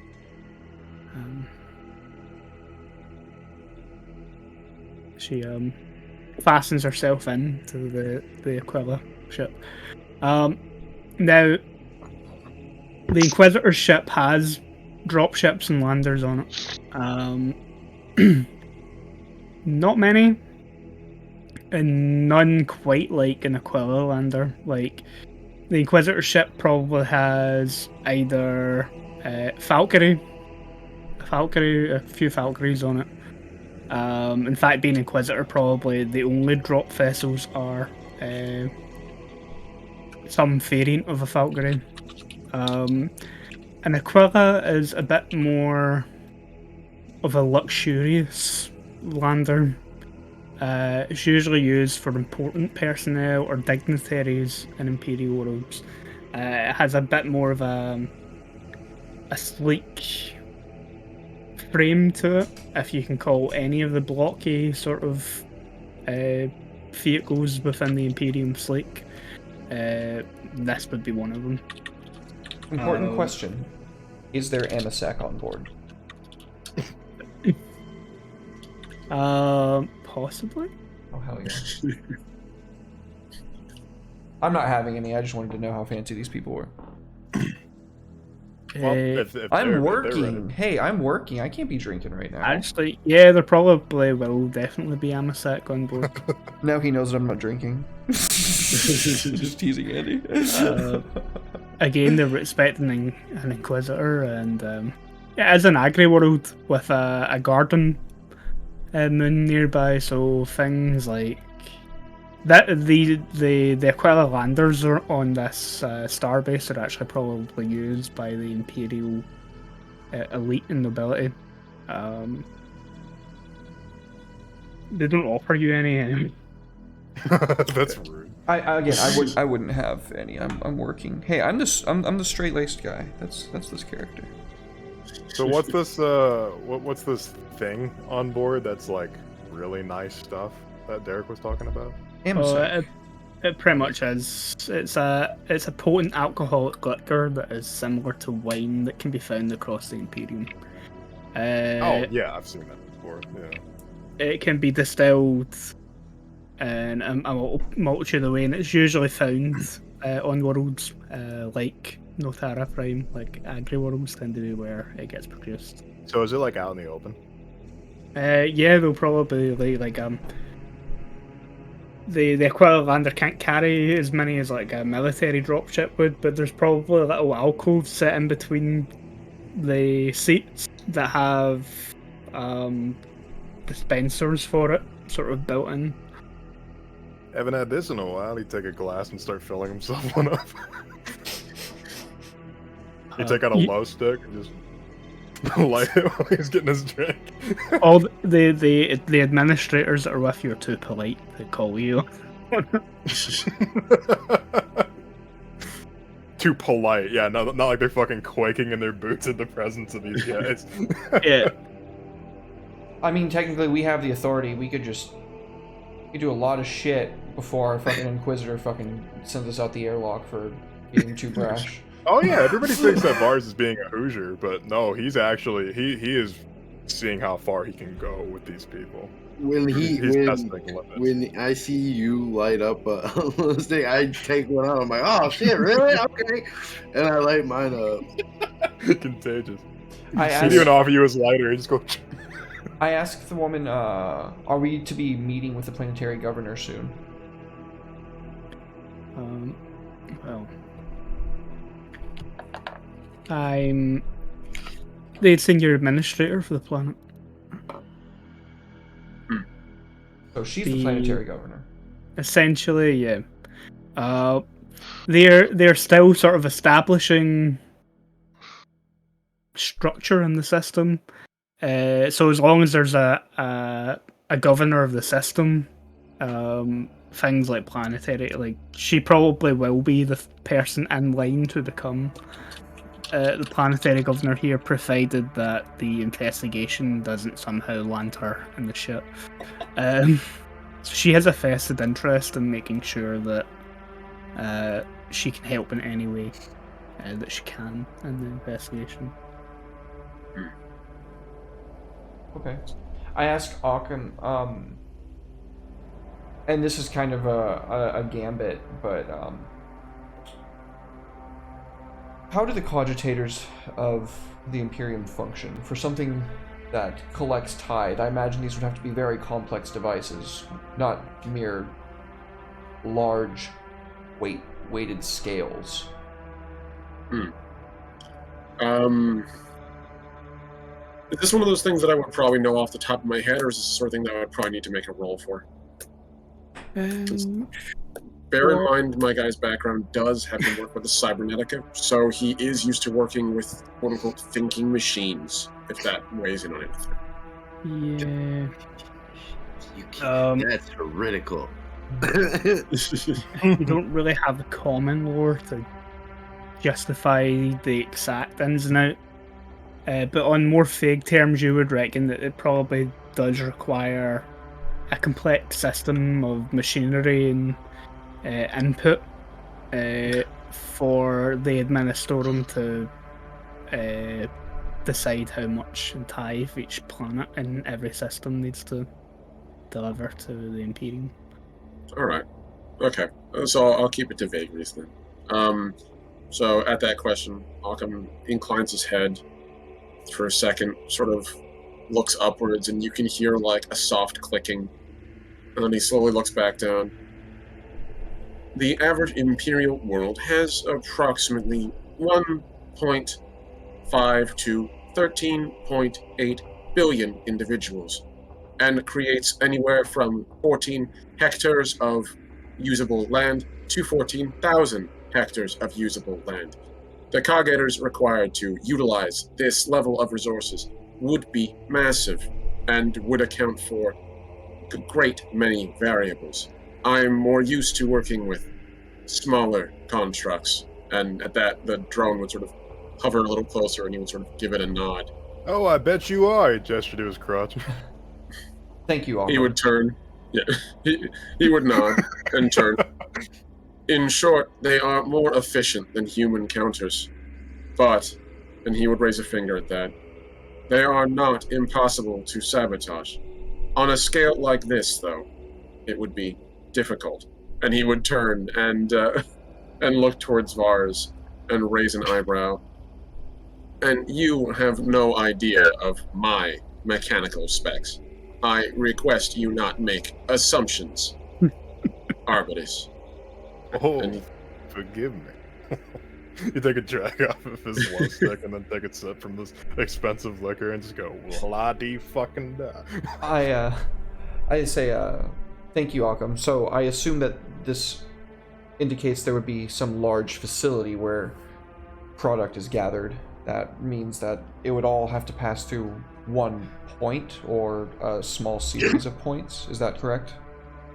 She'll nod her head. There are a number of refinement and packaging facilities on Notara Prime.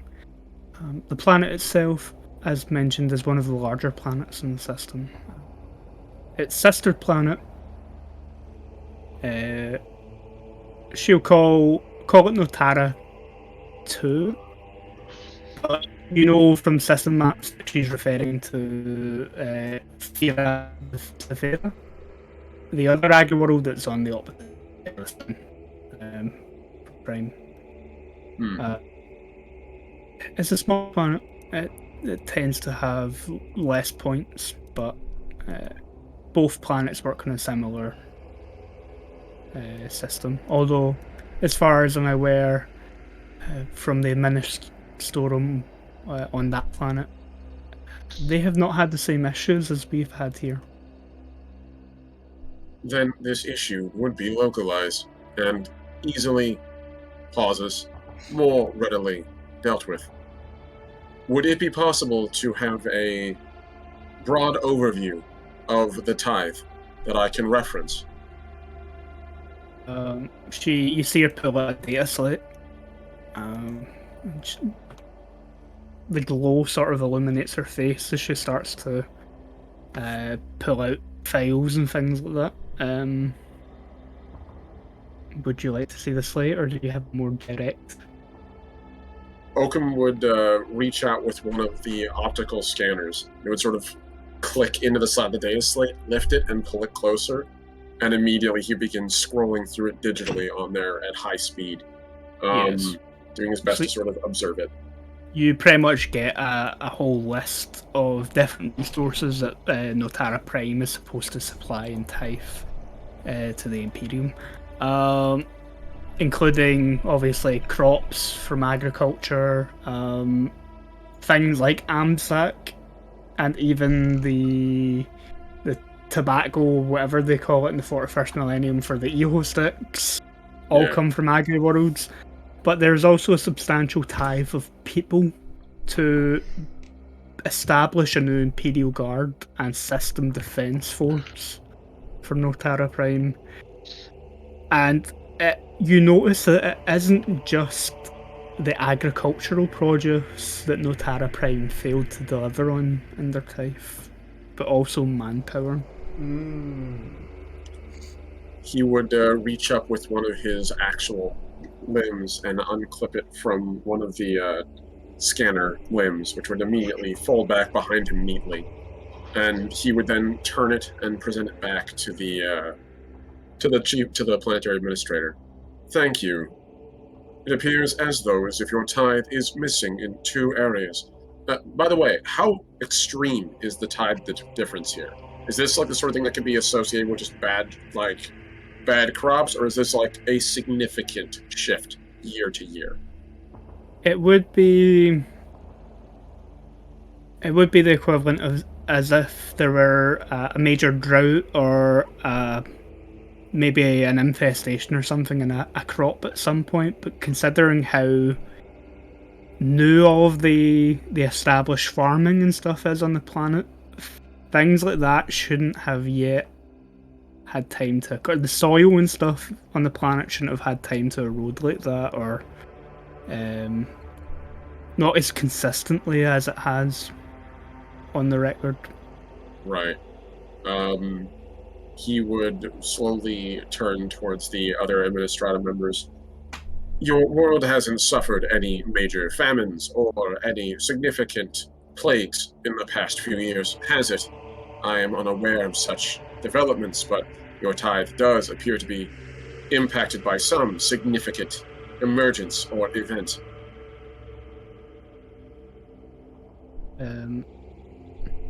A plague or drought or famine? No, if anything, the production, or at least from inspection on all of the farms and things on the planet, have been, well, increasingly more productive. Your tithe does not indicate this, and he would reach out to take another data slate and sort of jack into it and pull it closer and then rapidly spin through it. Is there a particular region on this world where the tithe appears to be dipping? Is it localized, or is it worldwide? That's a problem. Now, for that, I will take a roll from you. Okay. Pull that information. Either logic is probably the most.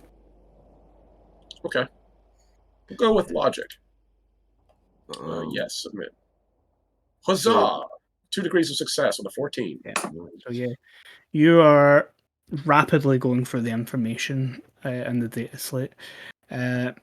You start to realize a pattern that on the planet's southernmost continent, there's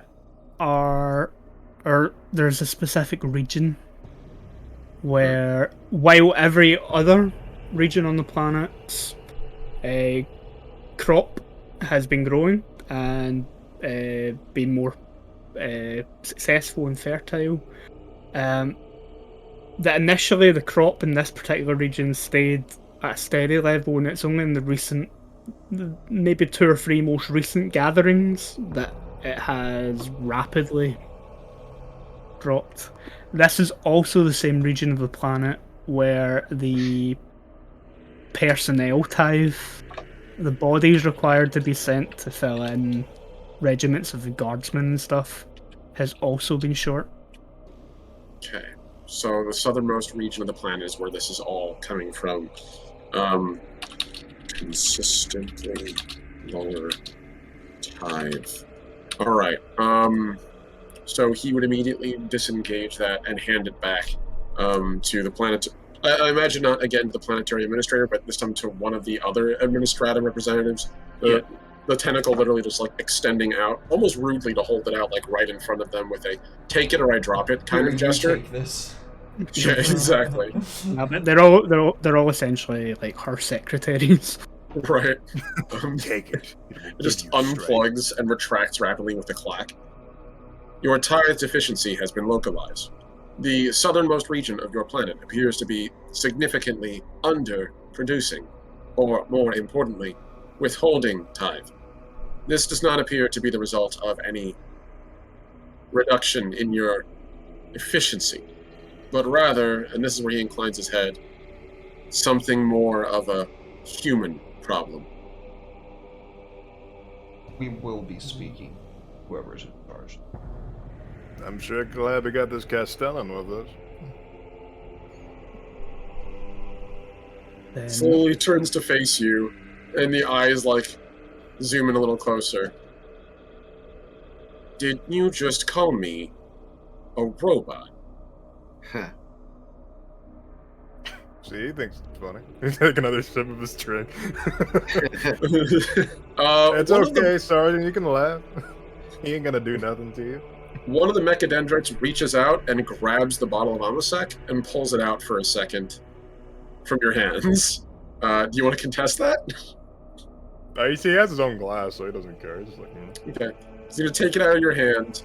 He's going to uncork the bottle. And he's going to lift the mask. And underneath you can see a human mouth. And he's just going to glug one drink, put the mask on, and then put it at your feet. And then retract the arm. I am many things.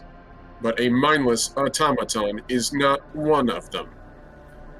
No, he simply Yeah. makes them. Oh, Cybernetica, you're you right. said. Tech Priest. Yes. Unfortunately. Isn't mindless automatation forbidden in the eyes of the Emperor? Yeah, Mindful it is. automation is forbidden. Have you Not seen- mindless. Have you seen the way the red cloaks fight? What they deploy to the battlefield? You're talking about them, what's that? Scutari? Adeptus Mechanicus. Zeke, yes. What was that? Scutari Mechanicus? Mm-hmm. I don't He's gonna pick know up the bottle. who on Terra decided that that was permissible. But God Emperor has his ways. We're all on the same side here. Malcolm. I'm sure the man meant nothing by it. Oh, sure. I didn't mean a damn thing bad. He top off his drink. Sergeant, you want a drink? How about you? He gestured to Judas again with the bottle. Malcolm eases back into his posture a little more comfortably. I am aware he meant nothing. He frequently seems to. I just deadpan you, Vars. Ooh. I do not drink while I'm on the job, unfortunately. Sorry. You... Damn. Alright, you Imperial... Pass a I glass. would, but my job requires a steady hand, if you understand my meaning. Oh yeah, I'm just taking a little bit of the edge off, you know? When I don't have anything in my system, I get the shakes. He'd hand Zeke a glass and top him off and set the bottle back there. A scoundrel and an addict. Wonderful. Addict? I wouldn't say that, but I'm addicted to serving the Emperor. Zeke takes the glass and he kind of reaches up to the rebreather along his mask and kind of presses down on a few points before, like, there's a hiss of gas, a small little tinge of green, even hissing out before he kind of lowers it. And you can he has less, like, he doesn't have like the full bodied lips. You can actually see the teeth right there as he just comes to take a nice long draught of the drink, holding his breath in the meantime before he By the Emperor's side. See the horrific look on all the administrators. Say, what did you call this doomed world of yours again, Zeke? Flagellum. And why specifically was your flagellum considered doomed? Oh, you can take a look at him and figure that one out. Come on. Isn't that the word for a finger? If I'm to be correct. Because I may very well be the last one to come out of that world. Oh. My word. Entities reside there. I was saved by the Emperor's light. The rest of my brothers were sent to worship at his feet. I was not so lucky.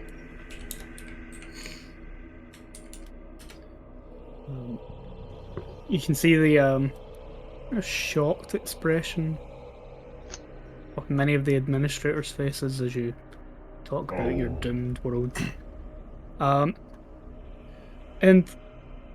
like all of you barely even noticed that the Aquila craft had lifted off. Because compared to like an Imperial Guard dropship or something like that, the engine is so smooth and so quiet that it was barely noticeable. The tech priests, being a bit more attuned to such things, probably noticed it. But now, as you're flying towards the planet, you can see the ever-growing orb approaching the ship. I am going to ask Zeke for a dice roll. Oh, yes, I'm here. GM, I also have a question, because we've been here for a while. Like, how well would you say I, like, know the system and, like, the worlds here? Fairly, you're probably acquainted with the basics of all of the worlds here and what they all do. All right, cool. Can I get a science roll? Yes, you can. Any modifier? No. All right. Got a success with a 44. Nice. As the Aquila craft approaches Notara Prime, after the conversation with Olivia, she'll redirect the pilot to the southern portion of the planet. And as you're approaching, you, particularly Seek, you see the orb growing bigger. And you get this churning in your stomach as if there's a sickness. And it's somewhere within the planet. Kind of imagine as that happens for that moment, as he's just kind of like slightly chuckling and slightly like conversing with the group, his eyes just kind of grow wide for a moment, and you can hear this sickening nostril smell as if he himself is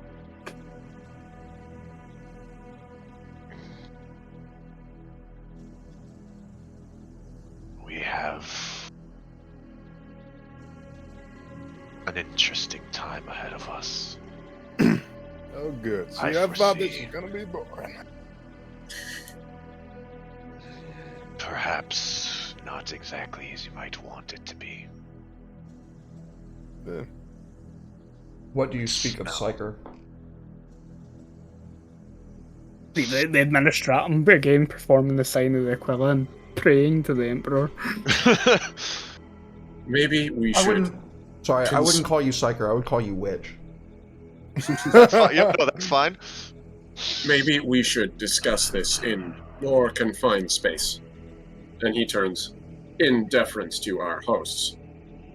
He will kind of look to Oakham and nod his head, and then nod at Judas again, acknowledging his insult. It's not really an insult. Not really an insult, It's a but you know what I mean. colloquialism. Yeah, Yeah. you're right. You're right. My apologies. And just kind of say, Well, we can discuss this once we're off.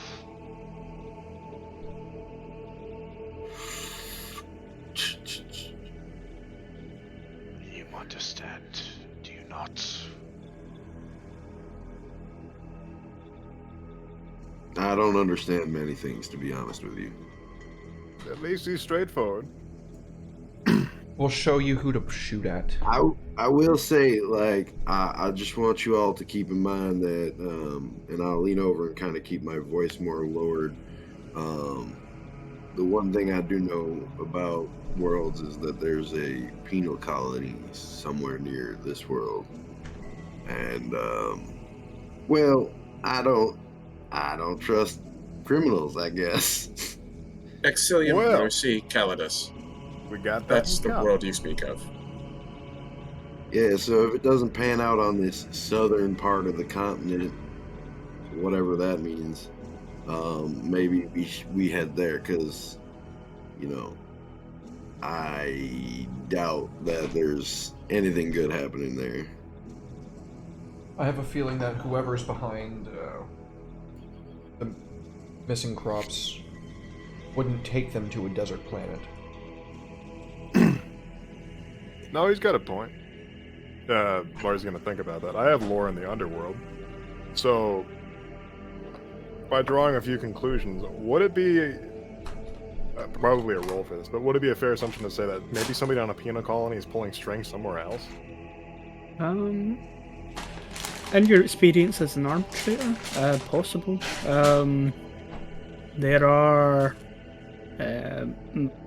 like, most planets have their own local crime organizations, but there are criminal syndicates that extend beyond a single planet and even beyond a single system. I'm just like applying this generally speaking. I highly Uh, doubt I'd encounter the same organization that I had encountered back in Argoth or anything Yeah, like that. but you can give me a common lore underworld check. Absolutely. Any modifier to that? Not at the moment, no. Oh, Yeah, I'm not saying it's a Oh. thing or anything like that, but just in Uh, case, keep our minds open. With the imperial structure being fairly new in the system, most of the criminals on Mercy are likely still prisoners of war, technically. Human prisoners of war, all the humans that were kept anyway from the system war. oh, he probably sent some people there, to be fair. But they're probably not established enough criminal societies here in the system yet for that to be the case. I have a question for the administrator.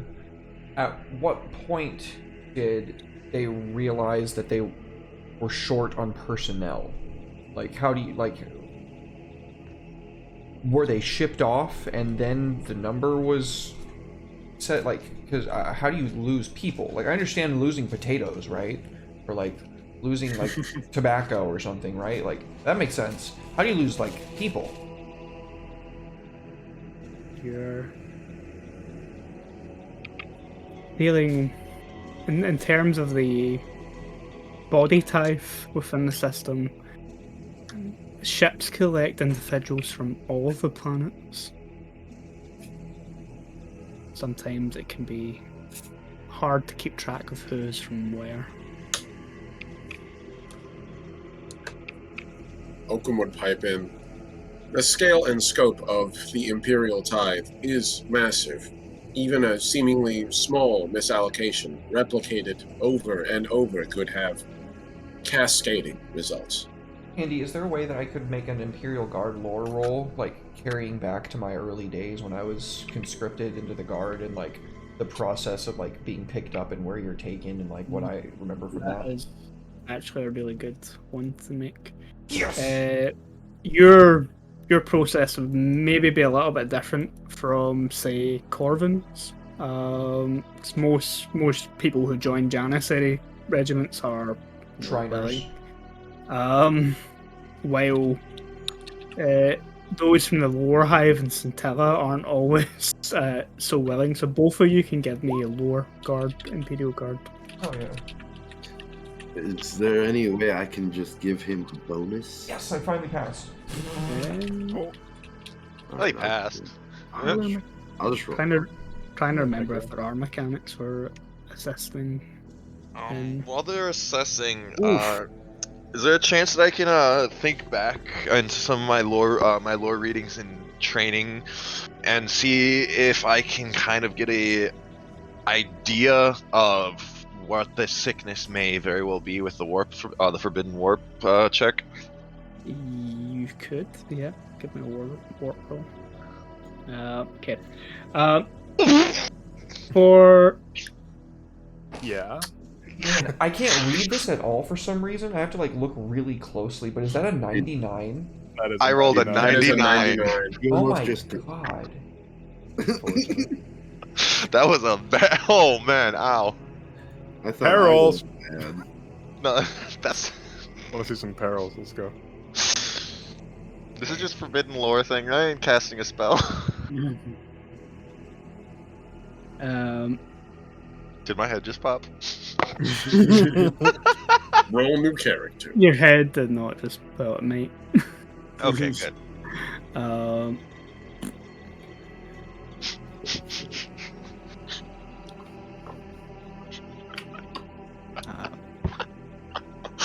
Nurgle's Sorry, about I'm to dying. fucking send you a personal message. He's about to send me my name. Damn it. A great unclean one's gonna just like sign it with a booger. Like, You try to remember, and you end up having a vision. You Well- you try to remember and you get anthrax. Let's provide this information in order of the rules. Okay. Judas, you think back to how you joined the Imperial Guard, and yeah, people are conscripted.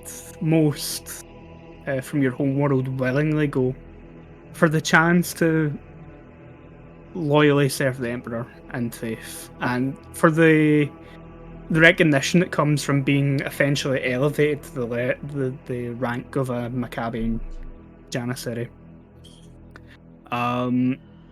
Not all people who join the Maccabean regiments will become a Janissary, but it is a goal that most who are conscripted do. But some people choose not to serve the Emperor, and due to the sheer number of people who get drawn into the Imperial tithe, it is possible for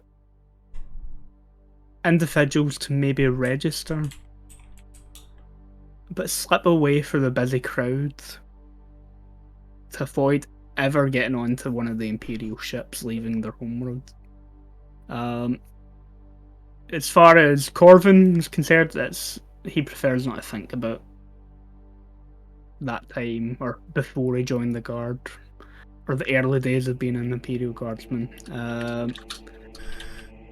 Being a lower member of the lower hive, it probably wasn't.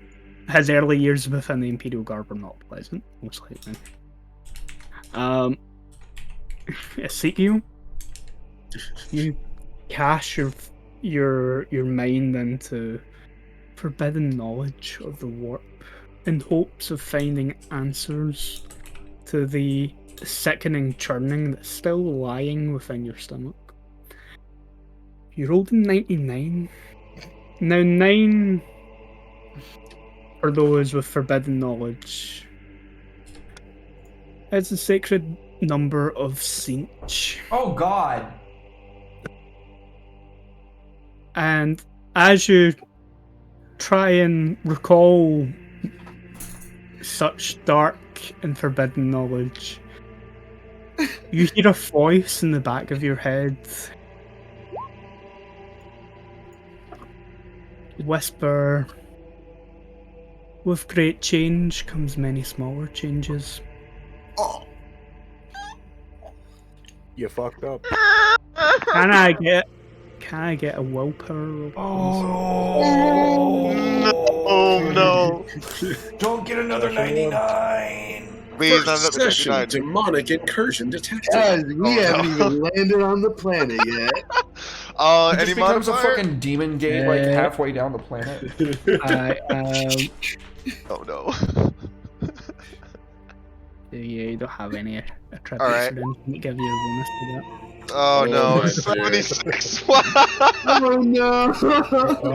All is dust, my friend. 1 second to bring up the corruption mechanic. Yep. I'm already corrupted a little bit. This is getting worse. I just got here.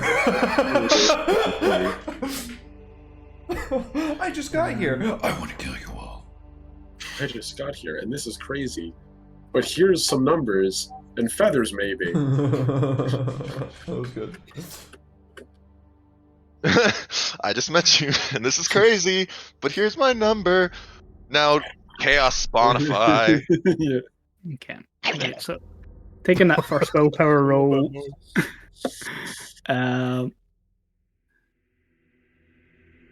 Oh, to be for insanity. I should ask, what are fate points? What is specifically for fate points? For fate point, Mhm. 10, they can be used for a number of things.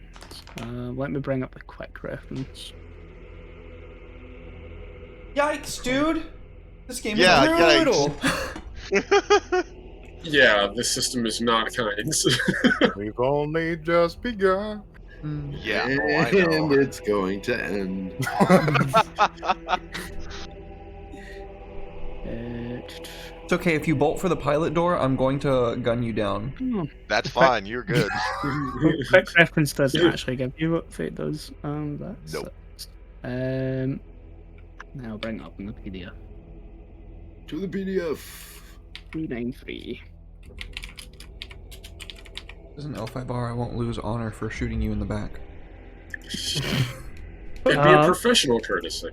Using a fate point, you can reroll a test. Gain. And a I have plus to 10. take that roll, yeah? Yep. So I just found it too. Yep. So the things that you can do for fate points, which useful to just kind of go over anyways, you can reroll a test. You can gain a plus 10 to a test, but you need to tell me that you are spending the fate point before you roll. Yeah. You can add 1 degree of success to a successful roll. You can count yourself as having rolled 10 for your initiative roll. You can instantly remove 1d5 points of damage from a character, but it can't be used to remove critical damage. You can use it to instantly recover from being stunned, or remove all levels of fatigue. That's what you can spend them for. You can also burn fate points to prevent things like death. Burn and spend? What's the difference? I'm sorry. Spending fate, you'll get it back eventually. Burning it permanently reduces your fate pool. Oh. Yeah. Jesus. Yep. So it's like that. Yeah. And like you were that, saying huh? the things that you can do with burning them, the first thing you said was preventing death? Yeah. Preventing death is pretty much the big one that you can do from burning fate. Alright. Yeah.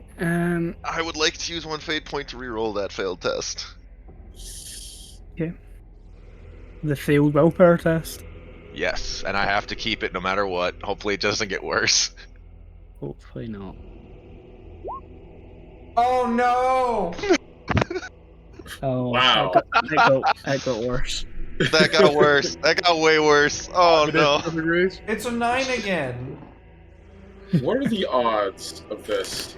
Of rolling Siege? in the 90th percentile after rolling the 76th percentile? It's After gotta be rolling in the hilarious. 90th percentile. If this was a loot table, your players would love you. Right. If this was any other... I don't roll high generally. No. Alright, so things have changed. I'm now feet first. Your feet first. Right, let me Gentlemen of fixed go bid. back to. Fixed man, that's that gentleman. Oh no. Oh no. Should be okay. Hopefully, no one has to murder you just yet. Oh man. Oh, looks like we might have lost Vars. You're a brave man for showing feet on stream. Yep. Well, I mean, I got changed, so can't help it. Head's in my ass and my feet are on my shoulders now. That would be interesting. Oh no. Don't please, maybe. Can you roll 1d5 for me? Oh. Or I'll roll 1d5. Alright. So you gain 2 insanity points. Can I get a second willpower roll from you? This is for corruption. The 1d10 or 1d5? Just give me another willpower roll for the corruption. Alright. Hey. Success by 3 degrees? You have been spoken to directly by a chaos god, so you still gain 1 point of corruption. Huh. If Zeke was pale before, but if any one of these boys had ever looked upon a picture of a blood angel, Zeke is paler than that as that happens. How many points of corruption do you have at the minute? I am now at 9. Okay. Thank you, And Damon World. You've got 2 points of insanity now. Yeah. I just gotta find where I put them. 1 sec. Where do they go? He's a time bomb. He has a time bomb. I'm always a time bomb. I thought it was just a meme, but I see now it was not a meme. You are a time bomb. Yeah, I warned you, my guy. It was all a meme. Oh, they're in your advancements. Oh, there it is. Thank you. Yeah. Oh, it's way down there. Okay. Insanity. I 2. feel like, oh man, I feel like Corbin would like have a gun to your rib cage. Why? Just because I went pale? Dude, you just stopped in the middle of us all talking and went like totally blank. So it just doesn't travel well. And someone just referred Doesn't track to you well. as Doesn't travel Corbin. well. Yeah, motion sick. Last time he was on a ship like this, he was being carted off to a black ship. Yep. I'll be happy and state that I'm at least stable. Oh yeah, you've got one more point of corruption to gain before you give me your first malignancy. Oh, that's at 10? Oh, jeez. Yep. But like malignancy, what's that?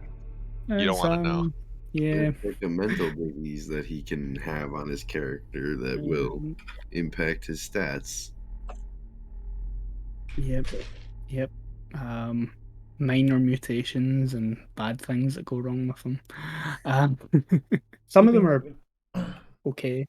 It's kind of like when you get Shadowlands taint in L5R and you start gaining like weird powers and mutations. It's I'm same keeping you in idea. flamer range. But yeah. So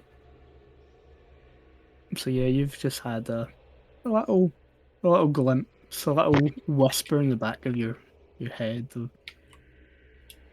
Oh, what's the man. matter? Can't handle his liquor. It's alright. As he kind of like the breather kind of starts to go off again, but like catches half in his throat. The mention of just can't handle the liquor, he just kind of nods and says, "It's strong, stronger than I've had." And I thought you were resilient. As did I.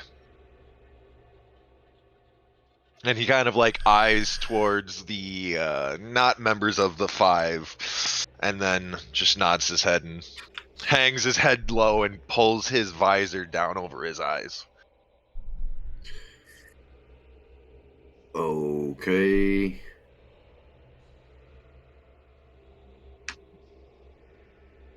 He does this from time to time. Well then. That doesn't make them feel any more comfortable. Nope. I feel like Lars is like, he wasn't doing that last time. So the southern part of the world, right? That's where we're headed. Yep. And who's in charge there? In charge, the overseer in that region of the planet is an individual called Augustus Tygux. I will put that in the Discord chat. I assume by saying you will set up a meeting with him for us at once. I'll have the pilot of the ship radio through to the largest settlement there to let them know that we are coming. Very good.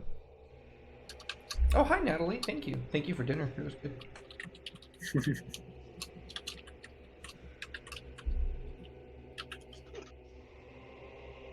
Does Augustus have some form of grievance with the central Nataran governance? He turns to Oakham. What would you constitute a grievance? A political disagreement, a social issue, something enough to cause internal strife between Augustus and the planetary governor, or the gubernatorial body. Sort of like, as he says this, you can see like behind the mask, like a pair of silver, like, it's almost like shutters on a camera, kind of like slightly lower, and cast the red optics behind his mask into like slightly starker relief. I am implying nothing. I am asking a very important question. Infighting is common in Imperial institutions, is it not? Oh, you mean politically? Yes, it can be quite cutthroat amongst the administratum. But Tygus, he isn't a member of the administratum. He was one of the pre-Crusades human here in the system, but when Admiral Nataru arrived in the system, he was one of the few humans who lived here under the Xenos control who came back into the fold of the Emperor with open arms, even before the war was done.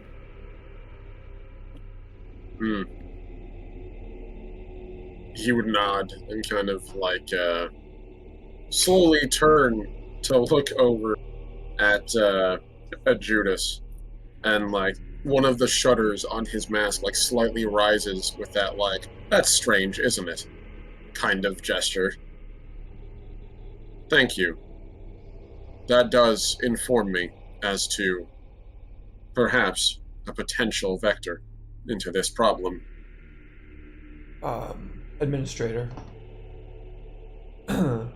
Secure a landing zone, but don't tell them we're coming.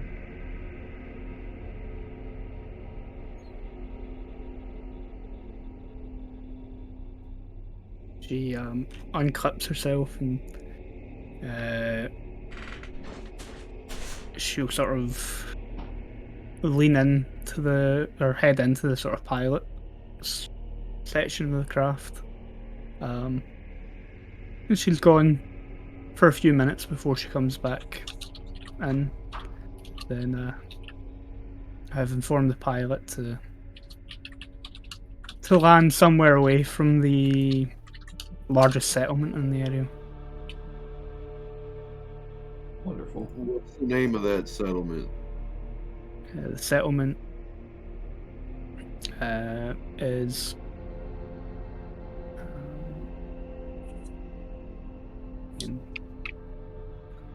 bringing up names. Device and got this doing. That was weird. Okay, I thought I took care of that. Roddy, thank you so much for the resub, dude.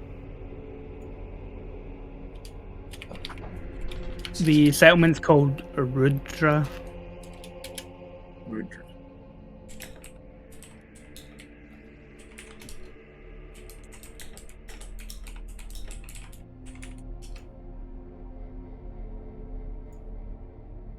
Nice. It's a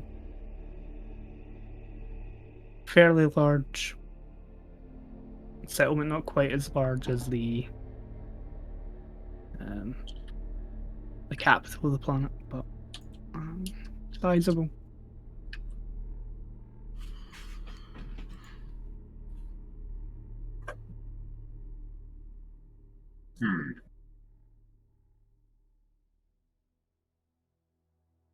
It is entirely possible this is a mistake, or a misallocation of resources on a grand scale.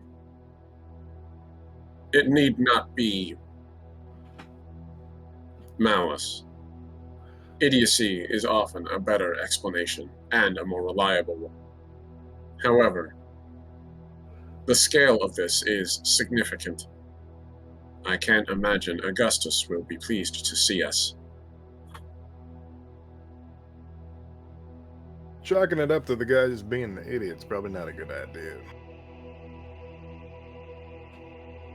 I imagine that will be the first thing that comes out, or at least the first suggestion. A mistake, human error. Good to get it out in the open. The issue with this Augustus is not merely that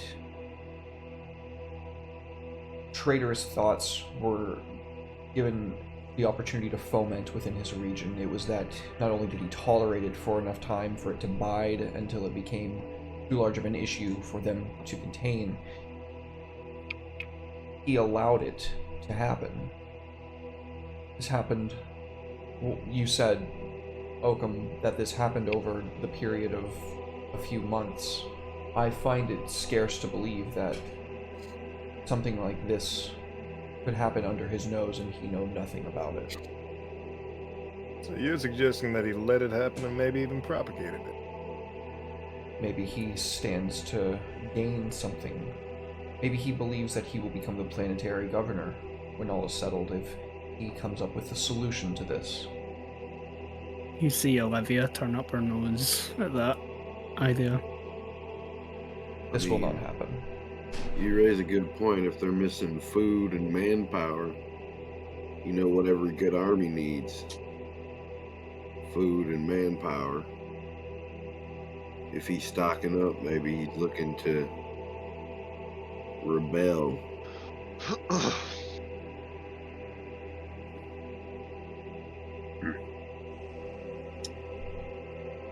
This system has seen much war in the past. I wouldn't be surprised to see more in our lifetimes. But that would be a significant gamble. The corruption of heresy is absolute. One must scour it completely clean to be rid of its curse. For it taints it beyond repair. They said. But I'd rather hold my judgment until we, get there and see what's going on. Right there with you. Agreed. Speculation will be meaningless in the face of the truth. Maybe he'll be waiting with a box of glow sticks. One can only wish. Sure hope so, running low. Sorry, Andy, I just wanted to say that one. No, it's okay. As you are sort of finishing off the conversation, you can feel the Aquila landing craft carrier sort of hovering for a moment before landing. Again, it's a much softer landing than you'd maybe be used to in an Imperial Guard vessel, where it'd be like hit the ground, get the fuck out, and then off again. It takes time to properly settle onto the ground. But as the ramp goes down, it's a sort of warm tropical heat that sort of comes rushing in to the ship. And can I get awareness rolls from all of you? Oh yes, very much so.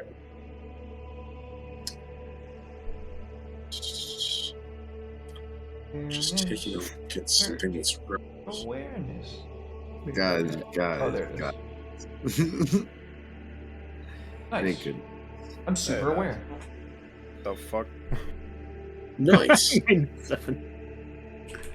Give me 1 second. I just want to take a look at something. I have. So this is awareness. Yep. Is this a vision-based thing? It is not an optical awareness. Okay, gotcha. All right then. Awareness. You knew exactly what I was asking. Yep. Nice roll. I'm busy. Nice roll. Not so nice. It's a Yeah. really good roll. Seek, The best roll, the worst roll. One more need time. An awareness roll from you as well, please. Yes, sir. At least it was better than his, but not much better. The difference is 3. 4 out of 5 fails. I'm still mentally coming to terms with speaking to another thing. Yep. Welcome to early Dark Heresy, where every roll is bad rolls. Oh, no. Easy enough explain for Corvin and Fars. The smell of eho sticks is still pretty strong in your nostrils. Even when the ship lands, all you're really smelling is, yeah, there's a kind of dampness and heat to the air, but you're still really smelling the alcohol and the smoke. Yeah, we did kind of hotbox that thing. So. Yeah. The transport ship. For Oakham, and the sequel again, easily explain. You wear masks. You're being so heavily cybernetically enhanced. Subtle things like smells and stuff in the air probably don't quite trigger the same emotional response in Oakham as they would someone else. Ezekiel, you're constantly just shrouded in your own decaying body that sometimes it's hard for other smells to make their way through. I stink? No, it's everyone else. Judas, as well as the sort of damp heat coming in from outside, it's like a proper damp summer's day sort of temperature outside. There is a sickly sweetness in the air from outside the ship. A sickly sweetness that doesn't quite make you feel comfortable. When you say it doesn't quite make me feel comfortable, are you talking like that primal part of my monkey brain that's like neuron like activated? maybe overripe and Rot. going bad. Yeah. Decay. I like as I'm making my way down the ramp, I like stop and like put my hand up against the door panel, like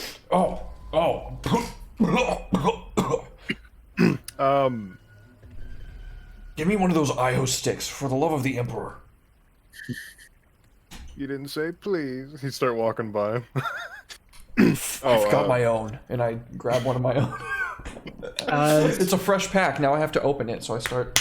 And yeah, I got a question for you. This smell, Yep. this sickly sweet smell. This probably smells like decay. RBD's background, investigating deaths. I probably am familiar with like a really nasty decay smell. Bars has It's probably been around plenty of really old bodies. it's not like dead body smell though. Like once you get off the ship, the smell, the source of the smell isn't even that obvious.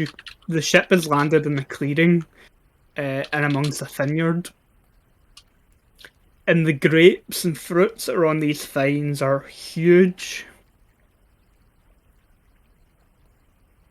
How huge are they? Like the grapes are maybe twice the size that you'd maybe expect a grape to be, almost like plums. And then the other fruits that grow in the vine are a lot larger. Going by the size of the fruit here, it's hard to believe that this region would accidentally under-deliver in a tithe. I pluck one of the fruits off and cut into it. Okay. You take a large, let's say, like a plum or something off one of the vines, and you cut into it. The juices and stuff flow out, and you get that rotten fruit smell, overly sugary. But crawling in amongst the fruit are dozens of tiny greenish white maggots. Ew. Do you have the jaded talent or trait? No. You don't. Then give me a willpower roll. Oh no, not a willpower roll.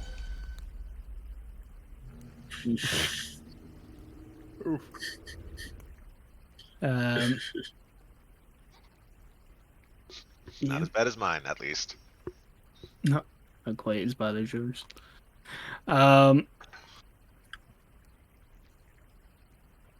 You've seen a lot of blood and carnage in your time as an Imperial Guardsman.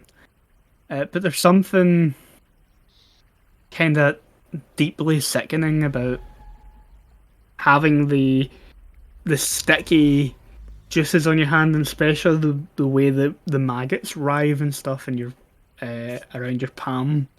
It just makes you feel a little unsettled. You'll gain a single point of insanity. Oh no. Damn. But the rest of you can see this. You're not the one handling the fruit, so it doesn't have the same impact on any of you, but you can see the fruit. You can now smell that smell strong in the air from the fruit being cut open, and you can see these greenish white maggots squirming around in Judas's hand. I think I'm throwing up at this point. I think I'm like full on throwing up to represent the point of insanity. Just like no holds barred. The administrators who are with you are all currently holding up handkerchiefs and stuff to their nose, and it's clearly not too pleased with the smell here. Zeke will kind of step slowly over to Judas and just kind of like rest a hand on his shoulder and like kind of like keep like help him up a little, help him back straight once he's done expelling his guts. Yeah, he's fucking retching, and your stinky ass comes over to help. Do you really think that's gonna help? Probably not, but What makes it worse? one who feels insanity understands insanity. While he's down there retching, standing about 2 meters away, Oakham's going to direct one of his optical scanner mechadendrites to sort of ratchet out, and you can hear like the sound as it does. And it's going to get a little closer and visually inspect the fruit and the little like things on it. Sort of zoom in and do his best analysis and sort of like see if it can, as it's scanning the other trees, spot how widespread this infection is. Okay. Give me a logic roll again, please. Okay. Let's see.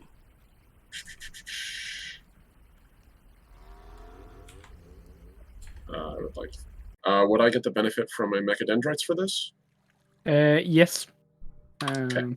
That's Sure, plus- taking optical information. Okay, so that's plus 10. Damn, my rolls today. What the fuck? Pretty Yeah, good. Nope. Great anywhere else. Not today, not here. The sensors probably aren't picking up anything on the surface or that is obvious. In fact, your sensors are probably telling you that all of the crops and fruit and stuff growing around, as far as you can see, are all in very healthy condition. Odd. I'm rinsing my mouth out with Amasec. While all this is happening, Corvin would have taken out his like magnoculars and have been just like making sure their backs were covered and seeing if there's any like signs of security or people or anything like other than farm technology and farming stuff. Roundabout, you can see a few large vehicles, pieces of machinery that seem to be harvesting things, but there's nothing out of the ordinary here. And the machines that are harvesting are possibly automated.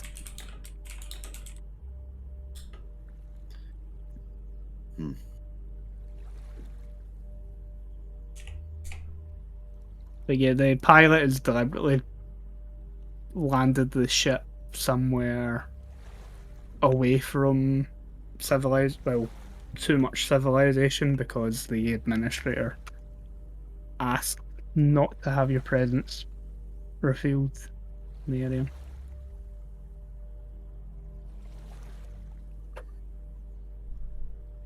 Well, we seem to be clear in the immediate area. Are you good down there, sir?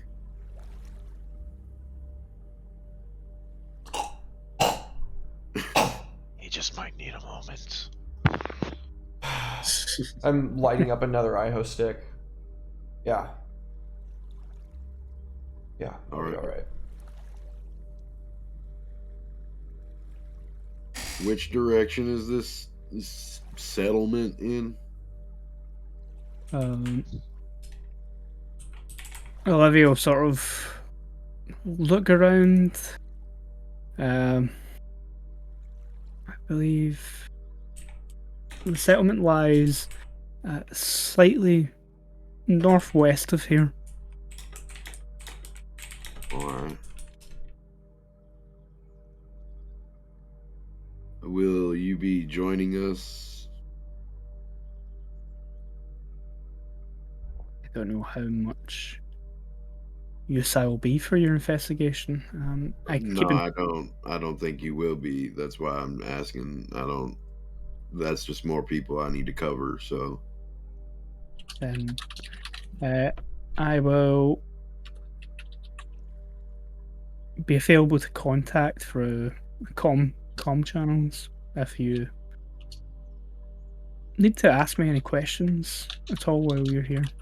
All right, and I'll to get a comm frequency or whatever for their channel.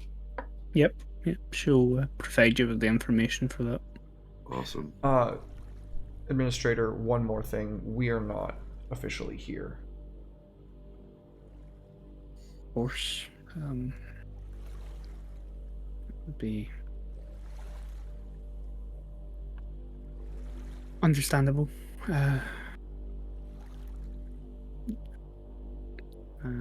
Only myself, my aides here, and know of the ship that you came from, even the pilot for the drop vessel has no idea who or why you're on the planet. If we contact you over Vox and we need a extraction, be ready. You would reach us quicker than our own extraction team might. Though I would hate to ruin your lovely dropship.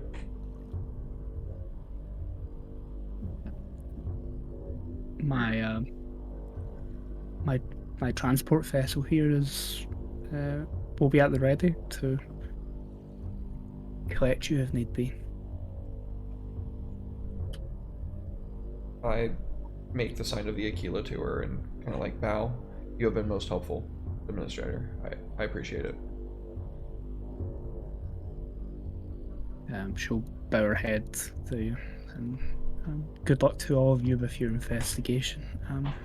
She looks down at the sort of cut open fruit and the maggots that are starting to dry up in the heat on the ground, and she kind of shudders and quickly sort of makes her way back onto the lander.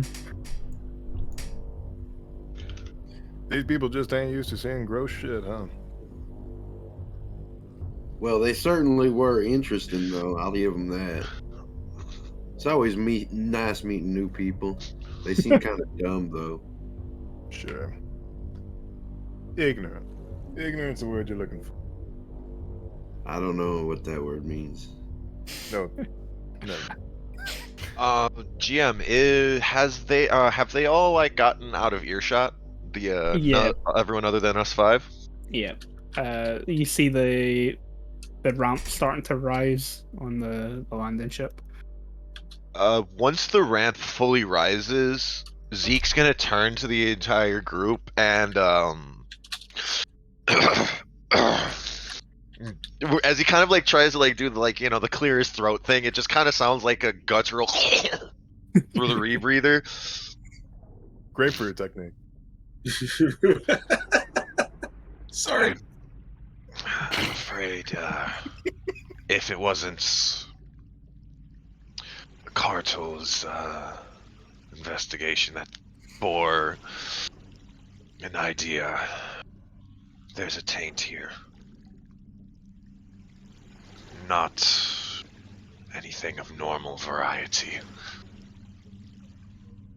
We should be very careful. Extremely careful. Are you suggesting some form of immaterium infestation or blight upon this region? My scanners can't detect anything out of the ordinary besides the individual insects. Do you remember the Doom world I spoke of? Yes, This land reeks of the same beginnings. that is unfortunate. But unlike there, very clearly it's not too far along. There's a very distinctive whoosh as the pilot light on my flamer gets turned on. Zeke kind of looks to make sure the flamer's not pointed at him, but does not move if it is. I'm considering it, but I'm gonna let you finish. That is everything that I have to say. That's why I went white on the on the ship. And I fear many eyes may already be attempting to watch us. Your lucky Inquisitor Tiberius trusts you. Oh, calm down. Making a big ordeal out of nothing. No, Vars. His words hold true. And he kind of steps closer to Judas. I even half expecting like the flamer to half rise closer to him. Yeah, definitely. And he says very clearly, lifting the visor and his like cataracted eyes focusing on you. Now this silvery pupil is like focused as he's looking directly into your eyes. Be ready. I trust you know what to do if time should come. The God Emperor gave me many things, and hate is one of them. I can respect it. Know that I do not fear your... I respect your stance. I forget, Vars. You didn't see the same things that Corbin and I saw. Oh, sure. But I sure as hell sent a lot of traders, you know, away. I'm not talking about Alta Vasta. That war stretched through this whole sector. There were those that turned against the light of the Emperor willingly, and not into the arms of those ethereals. But into the arms of into the arms of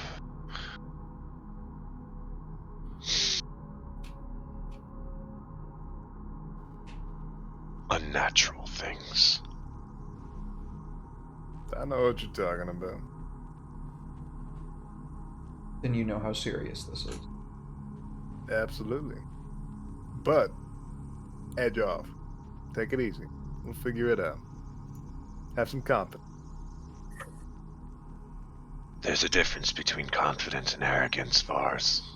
I hope that I never see the difference from you. You won't. See, the problem here is, our janissary here, who has, high esteem, is getting me worried. You should be. I don't worry either. And Zeke kind of walks past Judas and kind of like steps closer to the fruit and takes a moment to examine them a little bit. I drop the flamer, but I keep the pilot light on. Mainly because my arm's probably getting sore from holding it up. You have to keep the pilot light on. You have to like strike up a match and like get a paper towel and put it back on, you know? Man, I'm getting a cramp from threatening your life so hard. Damn. I don't know kill a guy with a punch. Oh man, sorry. Holy crap, he's walking up to my flamer. I don't know whether to be scared or impressed. Maybe both. You dare approach me with my 12 Por que no las dos? I can't kill 12-inch you flamer. over there. Yeah, you can. 12-inch flamers now. Think about it. I only have half the effective range because it's mounted on my wrist. Okay, well, some people. Oh, don't so, get 12-inch so you're a mini aggressor. flamer. Mini aggressive. Okay. I start walking to the northwest. You said northwest, correct, Jim? Yep, northwest. Yeah. Like I lean over. I was about to say something to Oakham, and then I looked at him and realized what I was going to say wouldn't apply to him either. So I just started walking off towards where we were told.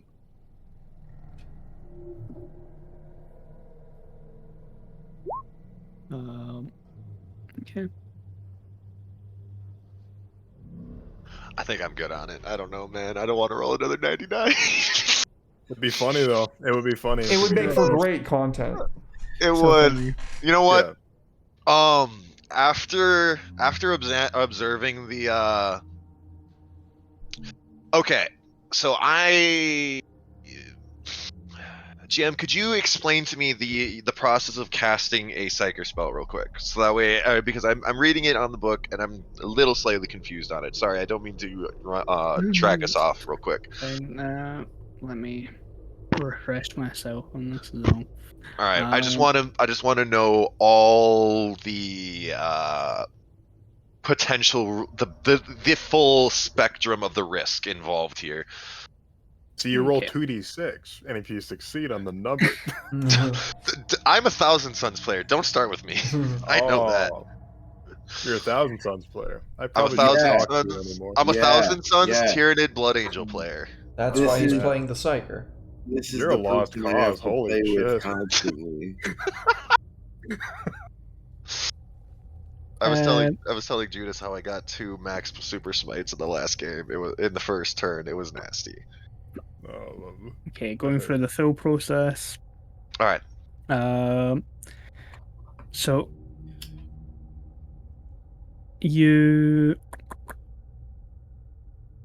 when you use a power,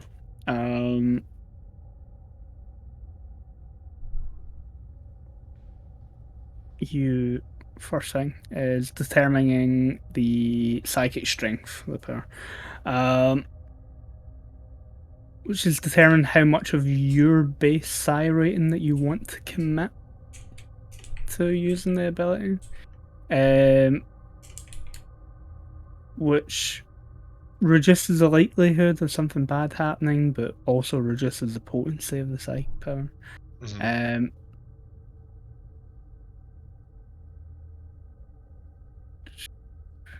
For every point below your base psi rating, you actually get a +10 bonus to using the psychic power. Okay.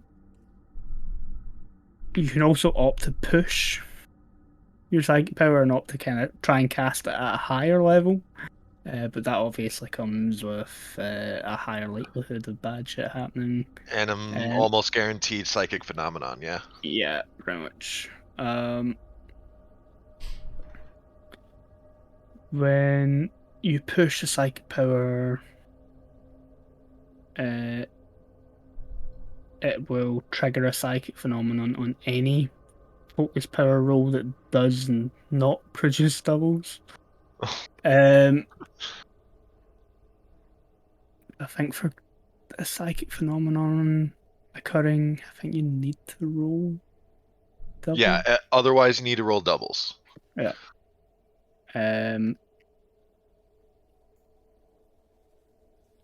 But you can still generate a psychic phenomenon. I can't pronounce the word. Even with a successful roll to use a power.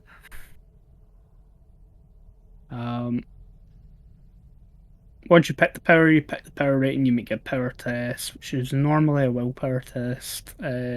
Psychic powers that use alternative traits will usually list them. Mm-hmm.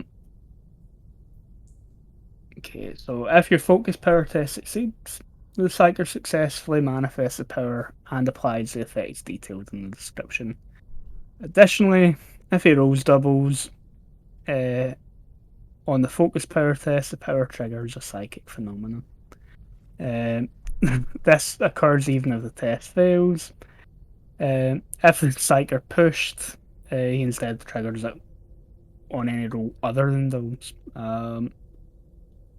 So choosing to reduce the side rating gives you bonuses. It makes you more likely to succeed on the power test.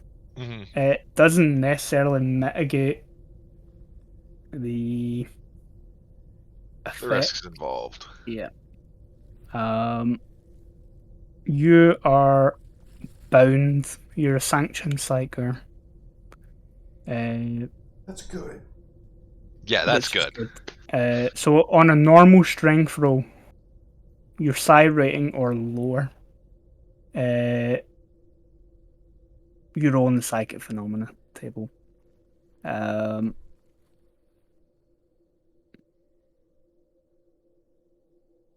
If you're trying to sustain a power, then you increasingly have more risks of making bad things happen.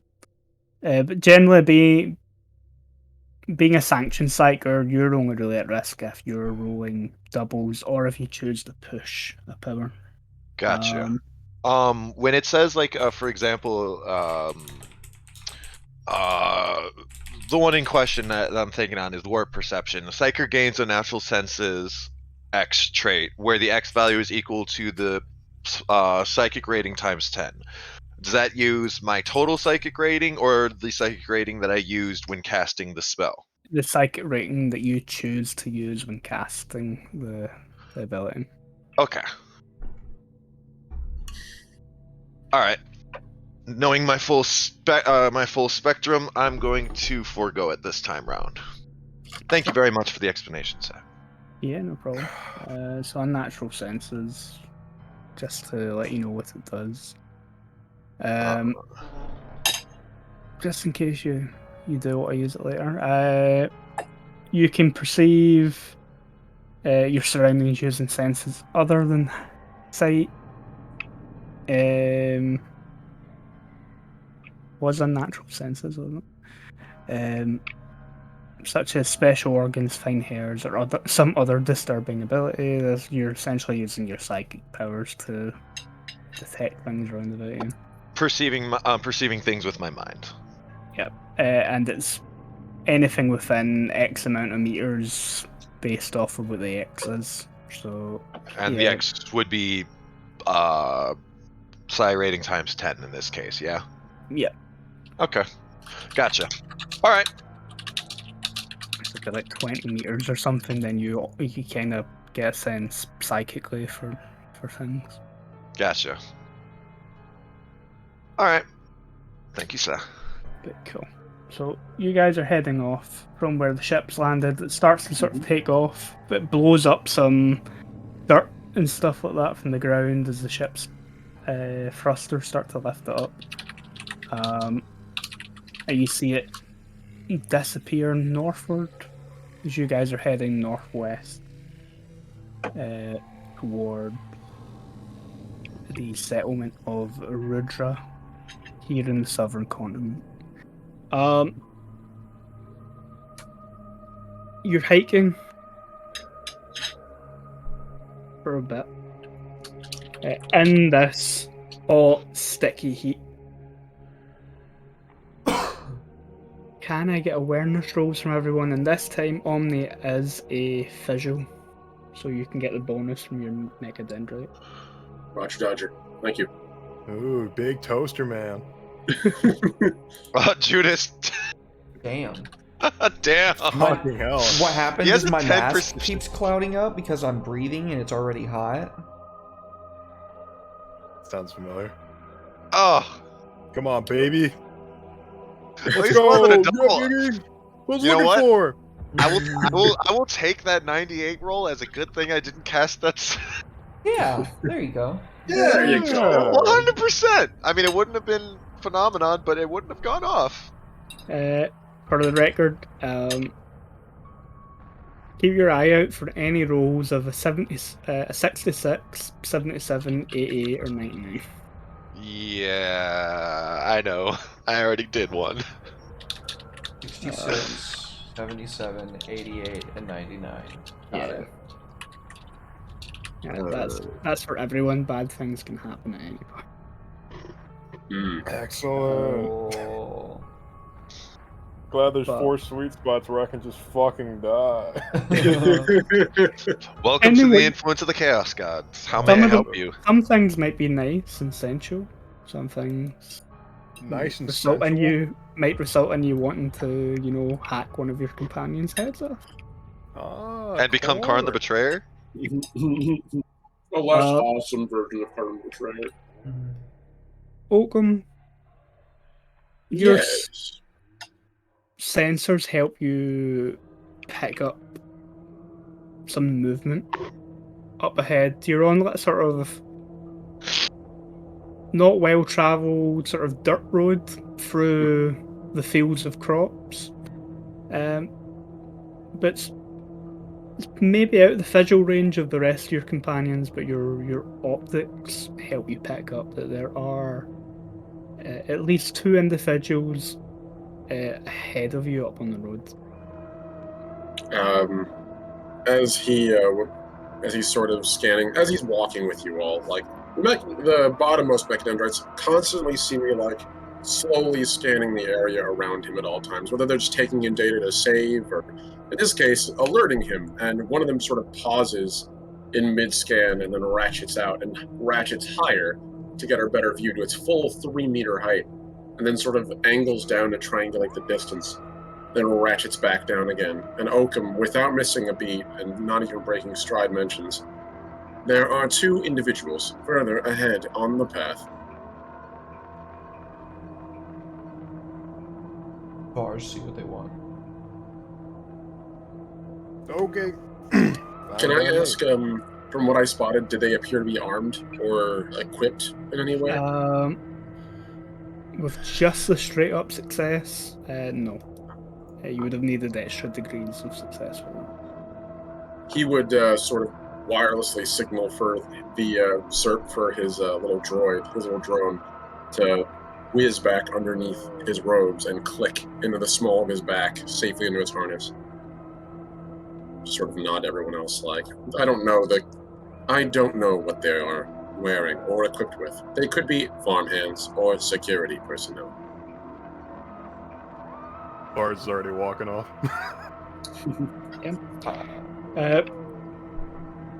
Bars, you pretty much stroll ahead of the rest of the group. As up per to request. Yeah, I assume we're all probably crouching into the overgrowth and shit. Yeah, keep your eye on him as he heads up the road. You eventually reach 2 individuals. One is an older man, quite sturdy looking though, like he's spent most of his life doing manual labor. And the other is a younger, slightly less brawny looking man, but there is a familiar resemblance between the 2. Can I get an awareness roll from you? Sure. Oh, Nice, 96. As far as you're aware, they're dressed just like your everyday Imperial citizen that would be on an agri world. So, and they're dressed appropriately for outdoor work, as far as you're concerned. They're wearing long sleeves to kind of keep the sun off them, especially in you're really feeling the heat here. But it's like light clothing, like light linens and stuff, clothing that's easy to breathe for the skin to breathe and stuff in. Neither of them seem to be armed, or at least with nothing that you would consider a weapon. Maybe some farming implements and tools, but not any. Yeah, but if it came CDs. down to it, I could justify oh yeah, that could be used as a weapon. Bang. Yeah, you had to. But not anything that would be a serious threat. No firearms or anything like that on them. But they seem a little bit surprised to see you. Yeah, and Arbides no less. That's gotta be You've straight. got the armor on and the coat and the Oh white shit, trim. it's the hot fuzz. Fucking police. They give you this sort of snaggletooth, clueless look on their face, like,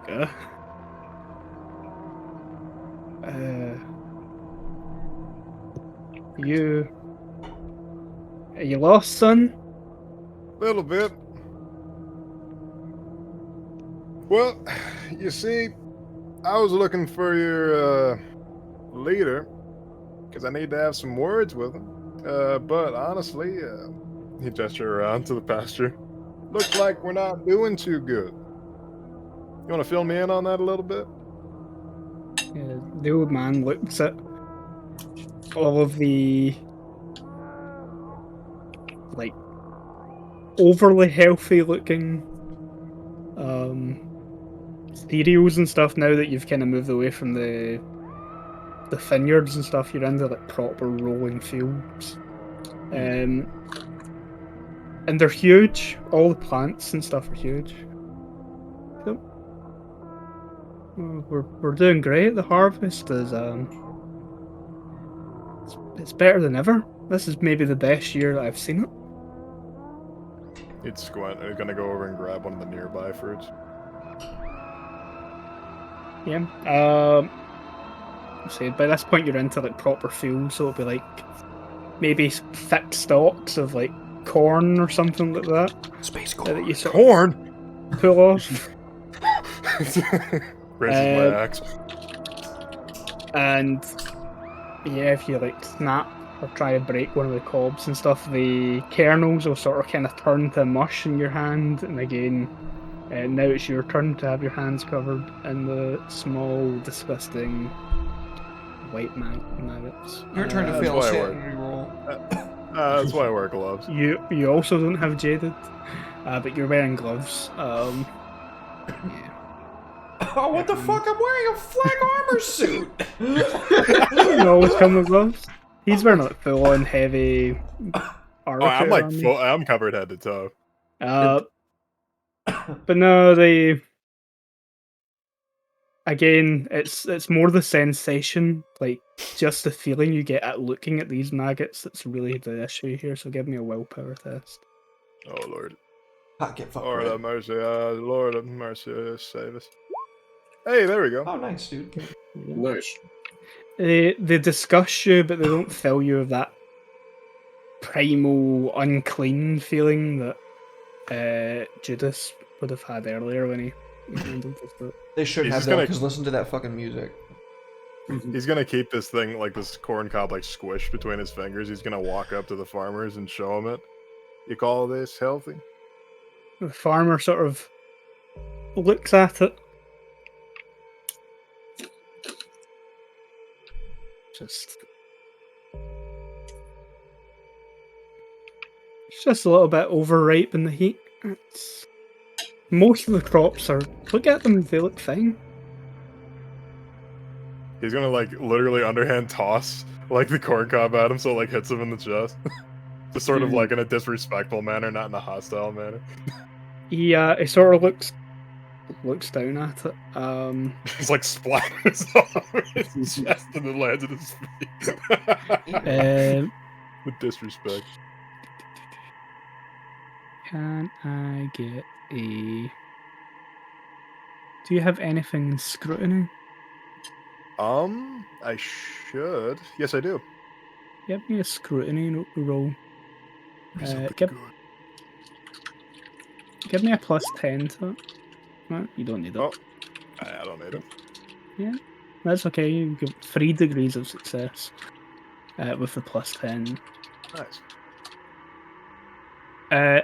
As you throw the corn cob at the old man, your attention is drawn to the young man with him, who, like, in the process of squishing the corn cob and throwing it, you obviously crush a few of those maggots in the process. And you can see the young man's eye twitching and his hands clenching into fists as you mistreat the corn cob and the associated insects. He's gonna look back to the group. I've been He's gonna sneaking look back to around these to two. flank them this whole time. I've been like stealthily moving through the stalks of corn. This is really I starting will- to register with me. And I will with Bart. I will need a stealth roll from you, Stealth but you can roll. gain a +10 to it because the cornfield is helping you. Nice. Should have taken stealth. There's little bugs crawling around inside of the stuff around here. I Nice. think And when you Oakham is- squish them, they get pissed. So he's gonna go and grab another corn cob while Judas is sneaking around. And he's gonna squish it and see how that happens. I think Oakham is approaching. I'm not sure how utterly sneaky he's trying to be, but he is kind of like trying to close the distance. Not like full on speed, but just like walking, scanning as he does, see if he can get a better look at the two people that Vars is talking to. But you're not properly stealthing though, are you? Just No, he's just sort of walking amidst the corn cobs, scanners above the stalks, trying to make out what's going on more closely through those. Oh um, God! I know the- you guys know exactly what this is.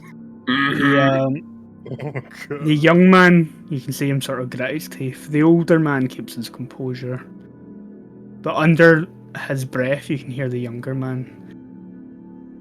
You get your filthy hands off our gifts. You what? The old man shoves his hand in front of the boy's mouth. Shh. Bar's just gonna walk back over in like a very like authoritative stride, and he's just gonna like stop in the middle of this path, like standing right in front of them. And he's gonna have his hand sort of hovering over his weapon, and he's just staring them down, just waiting for something. Am I've I seen within? stuff like this before. Right. At least I've heard about it. Care to explain? Since this is so healthy and whatnot. He The just has a smile on his face. boy doesn't know what he's talking about. He's just upset that you're needlessly damaging such a harvest. It's our livelihood. Am I within 40 meters of these folks yet? Yep. He is actively scanning them for weapons with his his optical mechadendrites. Okay. Yep. Give me an awareness roll. Got it. Sick plus 10. Thanks to those bad boys. Oh. Son of a gun. Can't win today, folks. Yeah. No. That's a nope. He's going to retract his arms, and then just as he gets closer, he's going to literally, as the crow flies, be walking towards them. The second he gets out of the cornfield, he'll get out of the cornfield and just keep walking towards them steadily.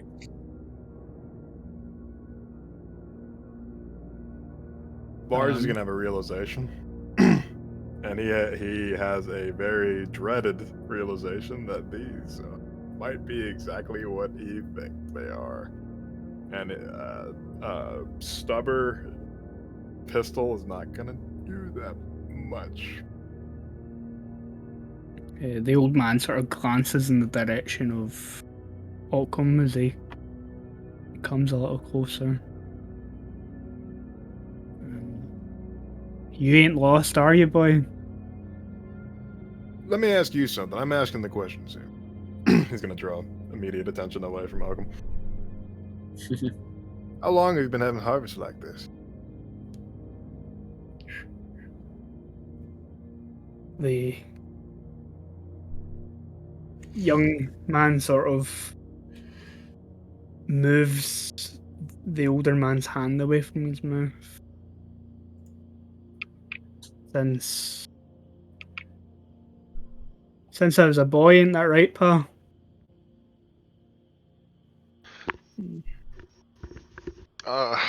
About how far away is the rest of us? If you've gradually sort of moved up the path, you'll probably be able to see at least the silhouettes of Fars and the two farmhands, and you'll be able to see Oakham in a little bit more detail. Neither of you can see Judas at the moment. I'm gonna make a scrutiny check on his claim that they've had harvests like this since he was a boy.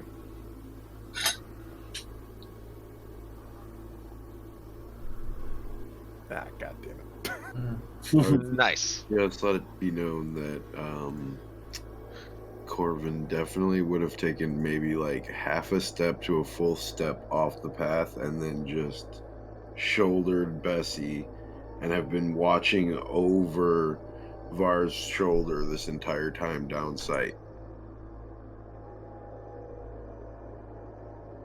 About with the stiletto vision, about how far in meters would you say we are? If Oakham's about 40 meters away, you guys are about 60. All right. Zeke will kind of step off the side of the road and try and move through the field to get closer. Give me Would a you like stealth roll. Yes, Yeah. sir. Plus 10 again for the cornfield being so big and overgrown that makes it easier for you to be unnoticed. We did it. You cause quite a lot of commotion as you stomp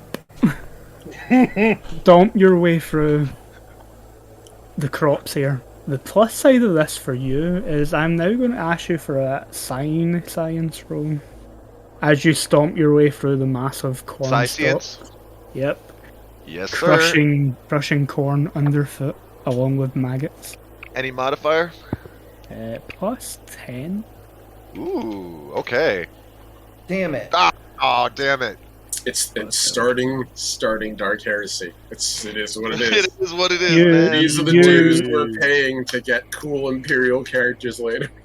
You are too focused, realizing, oh shit, like I'm not being discreet here, and kind of cursing yourself out for like making so much noise that you're not even paying attention to what you're standing on, and like as Seek makes all of this noise going through the cornfield, Fars, the young man, starts to practically froth at the mouth and scream in the direction. You get off the gifts! Get off the gifts from the father! Get off the gifts! As soon as he starts screaming, I'm gonna quick draw my gun Wait and a I'm gonna minute. shoot him. Wait I'm gonna shoot a him right Before in the you, chest. before you. Did he go say ahead, shoot him. did he say what I think he said? Did he say gifts He from the said- father? Yeah. Oh. At the same time that Vars is like pulling his pistol and shooting, I got into position and I'm pulling my sword out. But we can resolve Vars' roll first if you want to. Blast. Yep. I draw as a free action too, so like I'm like fucking lightning drawing my pistol and shooting this guy. So, what's the distance, Andy? You are pretty much point blank. Haha, you shouldn't have. You shouldn't have. Like you're pretty much right up next to them. No, If anything, you're probably about like arm's length away. So that's still pretty much point blank. Okay, so this is a non-aimed attack, point blank, and standard attack type. So that'll give me a plus 40. Yeah. Modifiers here. So for being point blank, I already added all the point blank and like yeah, standard yeah. attack modifiers. Is there like any additional like outside modifiers that would be Uh, applicable? I'm gonna give you a plus 10 for kind of quick drawing and catching them off guard.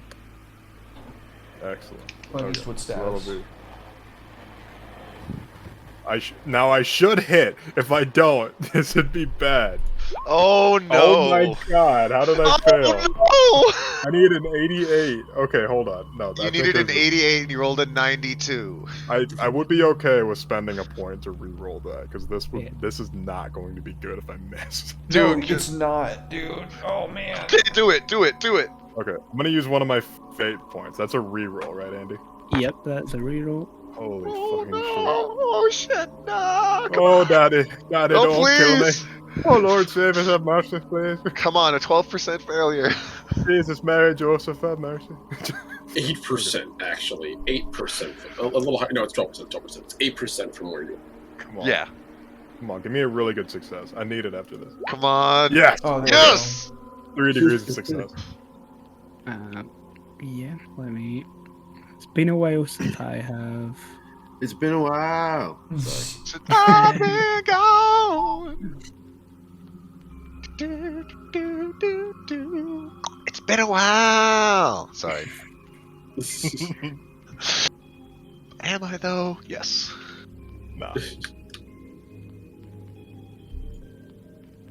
So, would I just roll normal damage from this? I'm not sure how critical You need to roll a hit location first.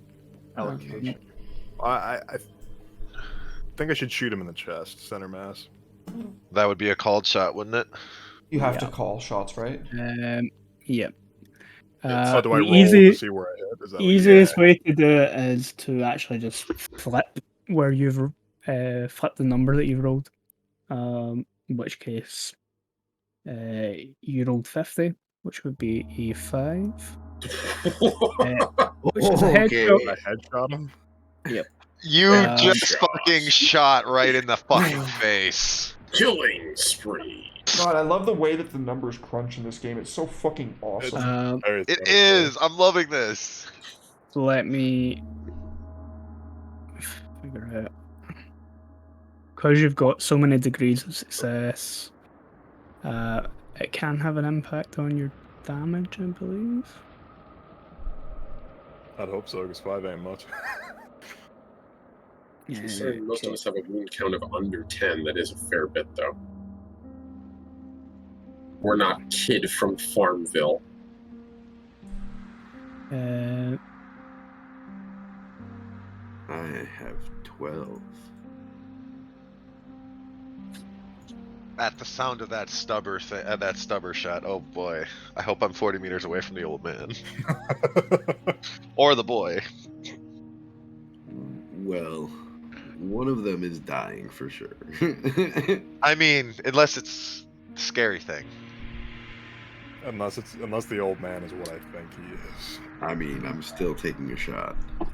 Hey man. yeah, no, the extra degrees do help certain weapons, but not. Oh, Not Mr. just a Rags revolver. again. I'm a stub. Your stuff. But you have shot him in the head.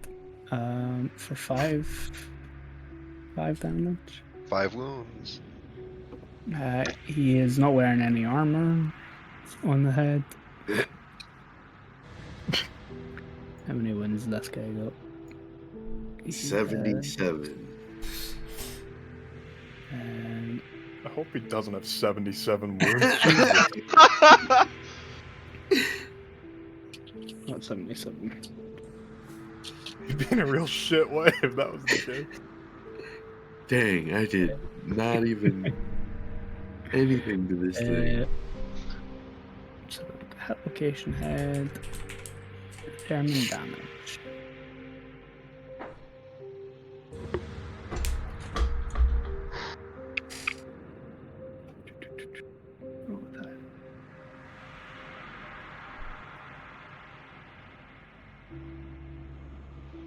For all attack rolls, count the degrees of success. The attacker can replace the result of a single damage die with the number of degrees of success from the attack roll. Oh, that'd be nice. So I got 3 degrees of success, so I'd like to replace that 2 with a 3, so I do 6 damage instead of 5, so just 1 more point of damage. Yep, that's still better than nothing. Hey, that's I'll take it. You didn't roll a natural 10, so it's no righteous fury. I'm using Man Stopper, that should have 3 pen. Forgot to pen that down. Yeah, the guy's not wearing any head protection or anything like that, so...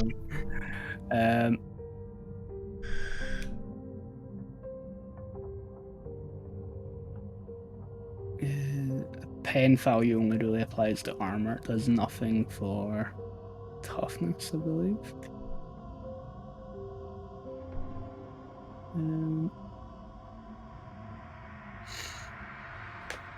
I'm gonna have to double check with the penetration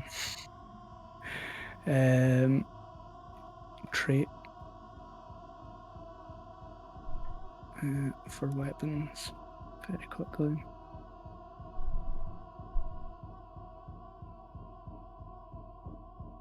Yeah, and there's armor points, but not toughness. Okay. So yeah, that extra point's going to help a little bit. Good. It's like you take a shot at him, and like the round from your heavy stubber sort of blast like through the guy's cheek, which doesn't cause him to scream anywhere near as much as Ezekiel stomping over the foot. Oh, It's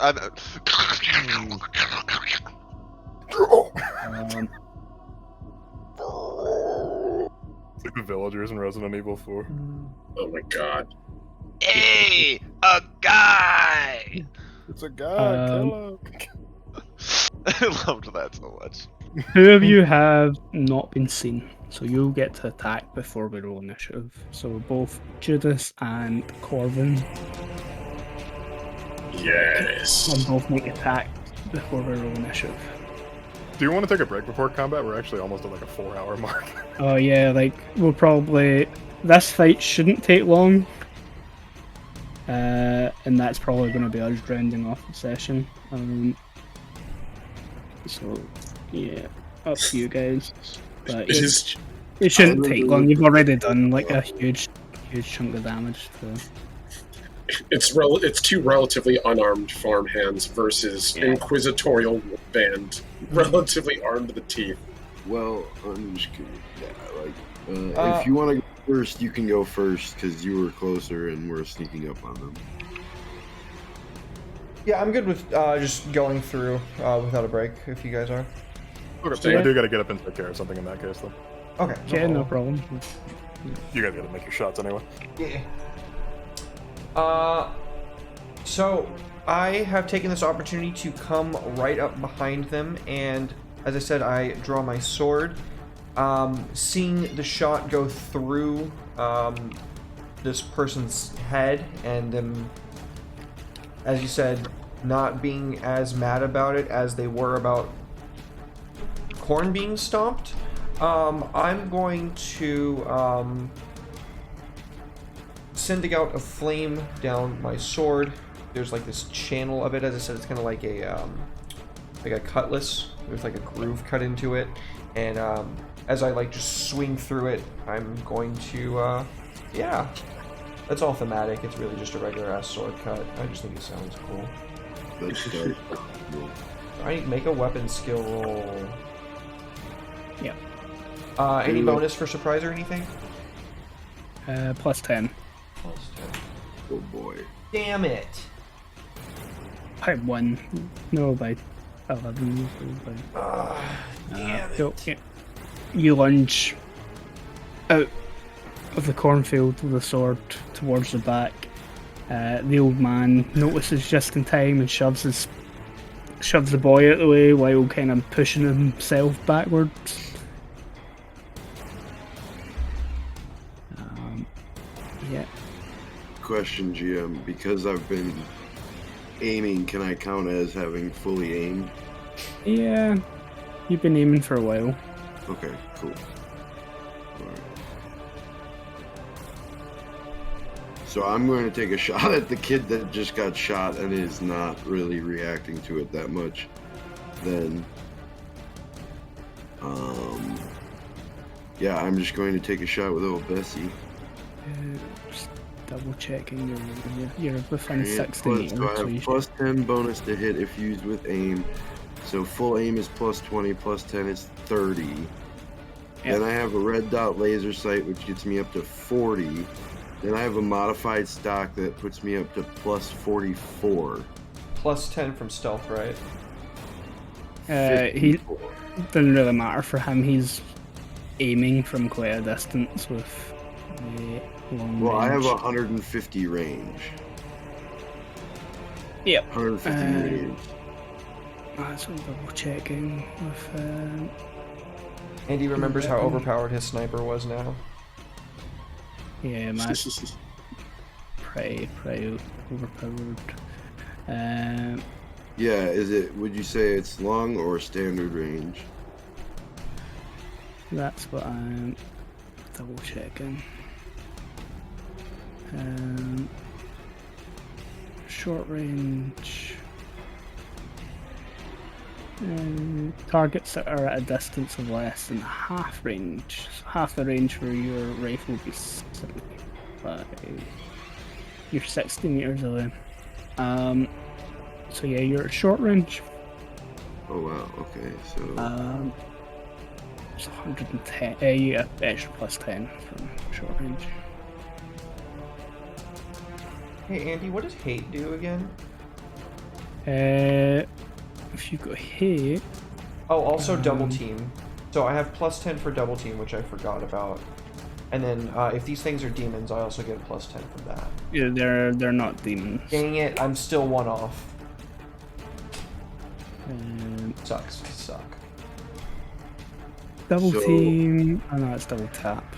And then just so you know, this weapon reduces the target's unnatural toughness by 4, and also 10 degrees. Is that a guaranteed crit? Wow. Not quite, but it's enough that you can swap out as whatever each damage roll is with. Accurate, which I can add 1d10 damage per 2 extra DOS when firing a single shot, which I did. Yeah. So you can do 5d10 extra damage. 5 additional d10 worth of damage. Oh. For a total of 39 extra damage. Yep. On top of you'll have the roll of damage for your rifle as well. Oh man. There we go. Oh, what? Oh. 8. 8. 8? I can't see the 8 anymore. Yeah, it's because it's got so many extra special things. Yeah, I just drag the chat over a little bit. Drag over. Cool. 8. 47 point damage. Yeah. Yeah,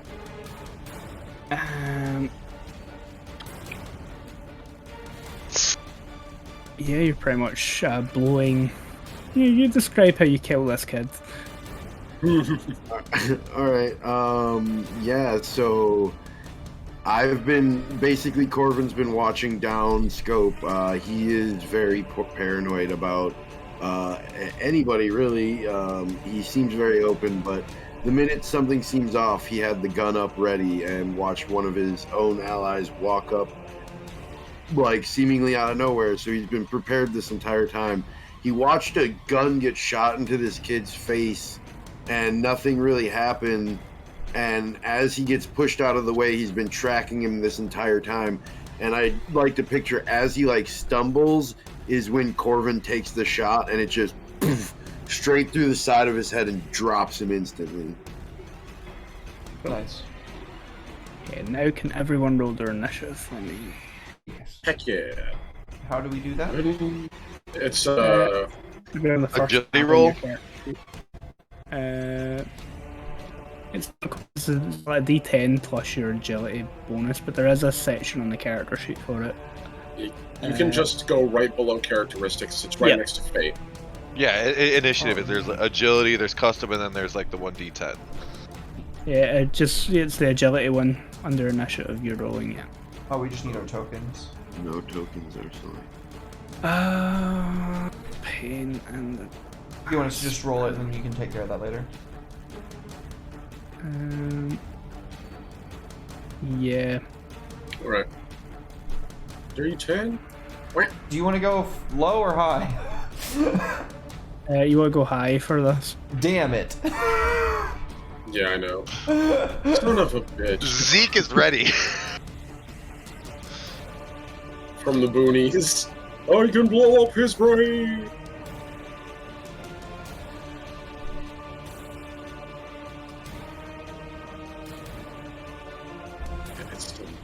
Oh, wait a minute. Okay, there we go. That gun is ridiculous, by the way. Yeah. It's, My target score was 105. Yeah, there was no failing that. And you rolled a 7. I'll need to remember to drop in your characters, the tokens, the Darkest Dungeon style portraits and tokens. Oh, I made one for mine. If everyone else wants theirs, I can do that and I can send it to them. Oh, just like Ease the plugging pressure off of it. picture into a generator, a token generator. Thank you for that. Because they're nice square-shaped portraits, they should just kind of. That's fair. Okay, so you're yeah. adding your agility modifier, which is the 10s of whatever your agility score is. Right. So if that's the case, then I got a 6. So then I would be 2? Or I would be 12 then? It'd be 12, yeah. I'm 4. Here, I will do this, and then 12, there we go.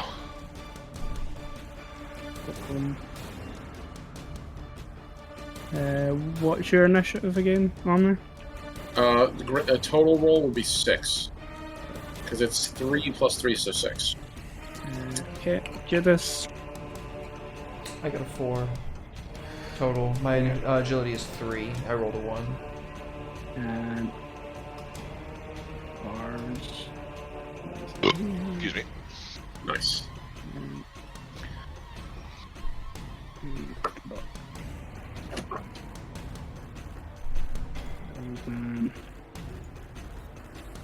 8.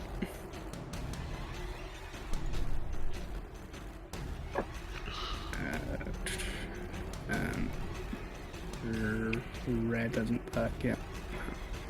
Cool. That's fine. This will probably be over by the time he comes back. Maybe. CQ. First. How far away am I at this point now? Have I closed the distance to 40 meters? You've stumbled closer, yeah, I'll say 40 meters. Alright. You know what? I would like, since I don't have any weapons that can get me in range. What's movement, by the way? I don't know. You should have it written down next or underneath faith points and initiative.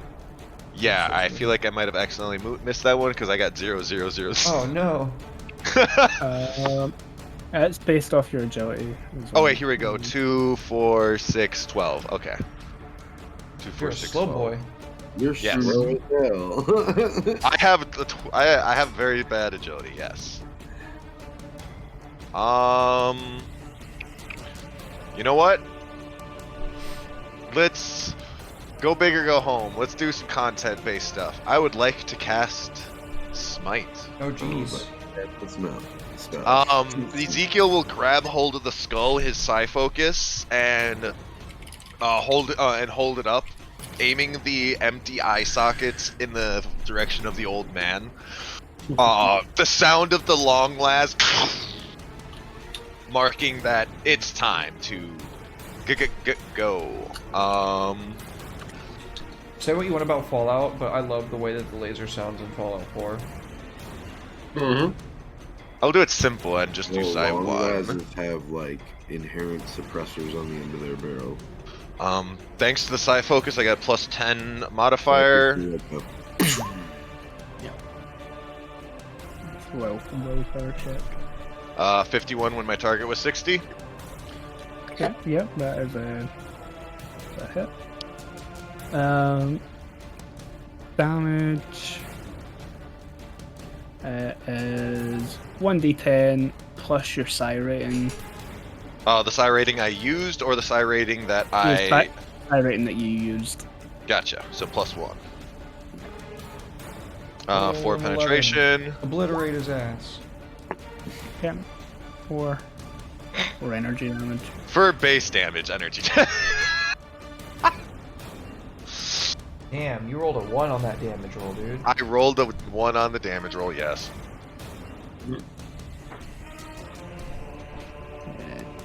Big sad. Sag.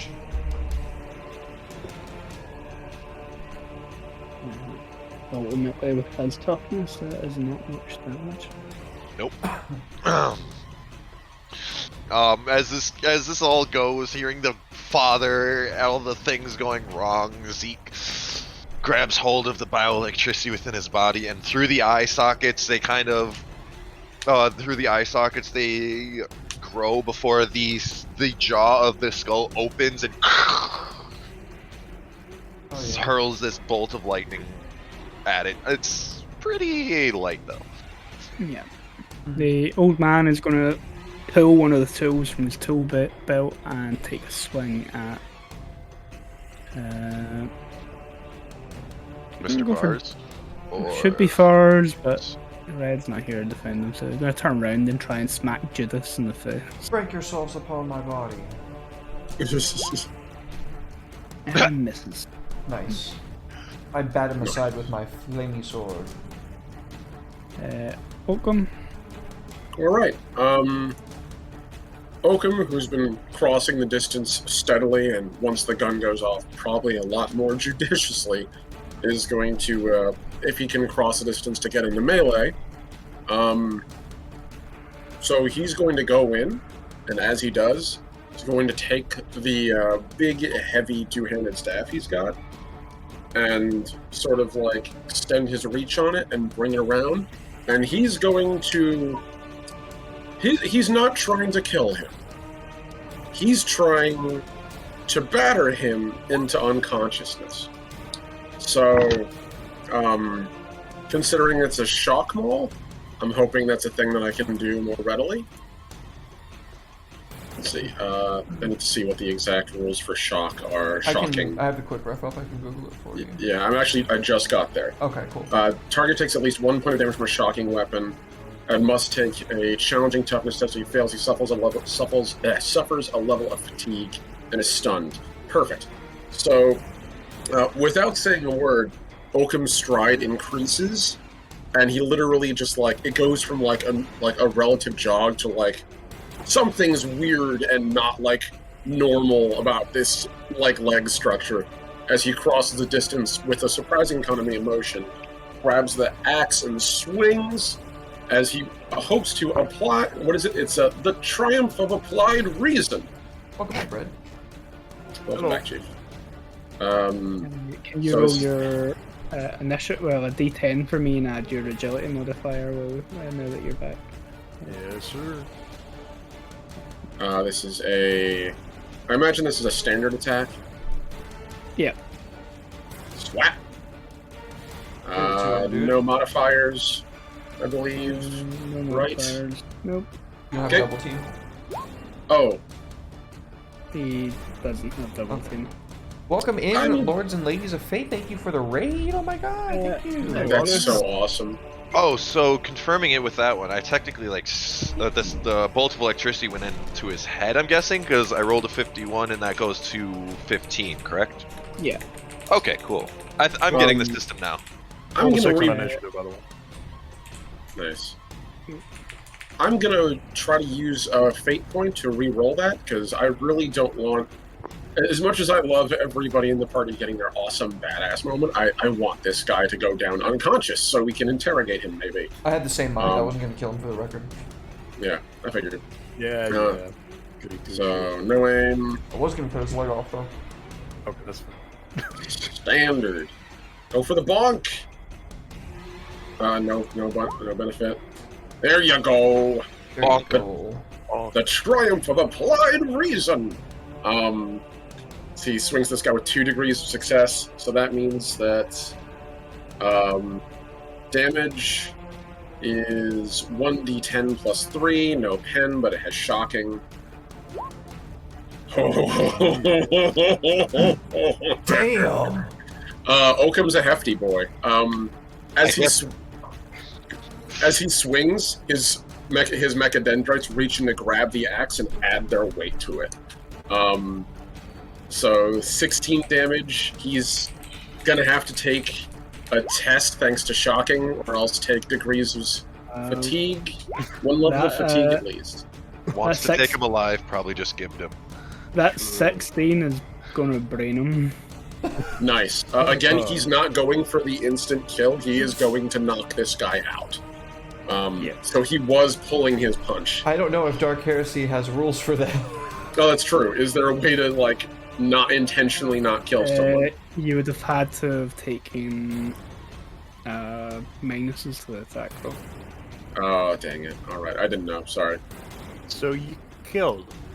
I didn't mean to. I intentionally said I wanted to bonk him. So you fate pointed to not kill him, then proceeded to overkill him. I love it. I'm I down. didn't mean to kill him. I'm not gonna kill a guy with a punch. I mean, like, Right. Yeah, exactly. I didn't think my shocking staff would kill this bear human. The staff smashes in from the left arm, and you hear bone break. The weight continues, smashing ribs and probably piercing internal organs. Leaving this old man as a crumpled, broken mess next to his headless son on the side of this old, dirty farm road, in amongst all the rotting, or well, overripe, sweet-smelling harvest. And we'll end the session there. Oh yeah. You're now all aware that this isn't a run-of-the-mill, like, administrative mission or fuck-up that you're trying to look intimidating for. There is something most definitely wrong going on here in Notara Prime. Heretical. Something heretical. Something that your Inquisitor will probably be equally delighted and unhappy to hear about. better than politics. Imagine if that we got sent down here to do bean counting. Corbin is just happy. He made a head pop. I mean, Bars blew half a kid's face off, so I guess that's fun. And I apparently don't know my own strength. And I got a baby smite. Now I know. The scene from Anchorman. Yeah, Occam killed that guy. You might want to lay low for it. You're probably wanted for murder. But yeah, we'll end there. Next time we'll continue investigating what's truly happening here on the planet. Although I think you can guess some of the details. Yeah, I think the Dark Eldar are getting all up into here. No. Yeah, honestly, probably the Lamenters. I'm just gonna be real. Like, They're probably turned traitor. leaving their maggots in their way. Oh man, well I cannot fucking wait. It's gonna be a long month until we can play again, man. But I am so fucking hyped, Andy. This is so good. It's exactly as I said, and when we landed, I was like, it smells just like my world. Oh, spaghetti-o. Red. I am going to have one final thing that Okum says, which is after he follows through and the guy's corpse just sprawls out, he's just going to say, "Oh, I forgot. Human." And Zeke says over the communication, and he said he was human. He's not. Regular old Castellan. I had so much fun, everybody. Even though, we don't need Mad's amount of combat. Just having this deep, brooding, intense scenes of roleplay with some good jokes in the middle was just, it was great. I'm really, really looking forward to a month from now when we get to continue. Oh, hell Heck yeah. yeah. Yeah, when you say it like that, it makes me sad.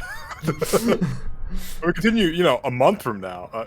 Yeah, I know. Well, let's be real. In the dark, few grim darkness of the future, Terran years are solar moments. In the grim darkness of the future, there is only Wednesdays. There's only Wednesdays. Yes. Yeah. Get that on a T-shirt, somebody, please, love God. This needs to happen. Okay. Oh yeah. Well, thank you, Andy, for running. Thank you for staying up so late and running this for us, dude. Seriously, you. so much appreciated. Very Oh, much. great. Much love to you, man. If you could, Andy, send me the your files for the pictures real quick. I'll go ahead and make everyone a profile picture thing while you go ahead and just like go rest and sleep and all that. And I can send it through via the Discord. Sweet. Yeah, I can do that. Give me a second. Cool. I'll Well, let you guys do your shout outs and I'll deal with that. yeah. Let's run through our shout outs. Who would like to go first? I guess I'll go first. And always go from right to left for convenience. Hello, everyone. I am the last Omnitect, your favorite robot American, and apparently also Imperial robot. And I am genuinely happy to be here. I stream Wednesdays and Saturdays, 10:30 a.m. EST, and I do a lot of world building, digital art, and just general roleplay game or RPG game mechanics and RPG game construction, setting construction.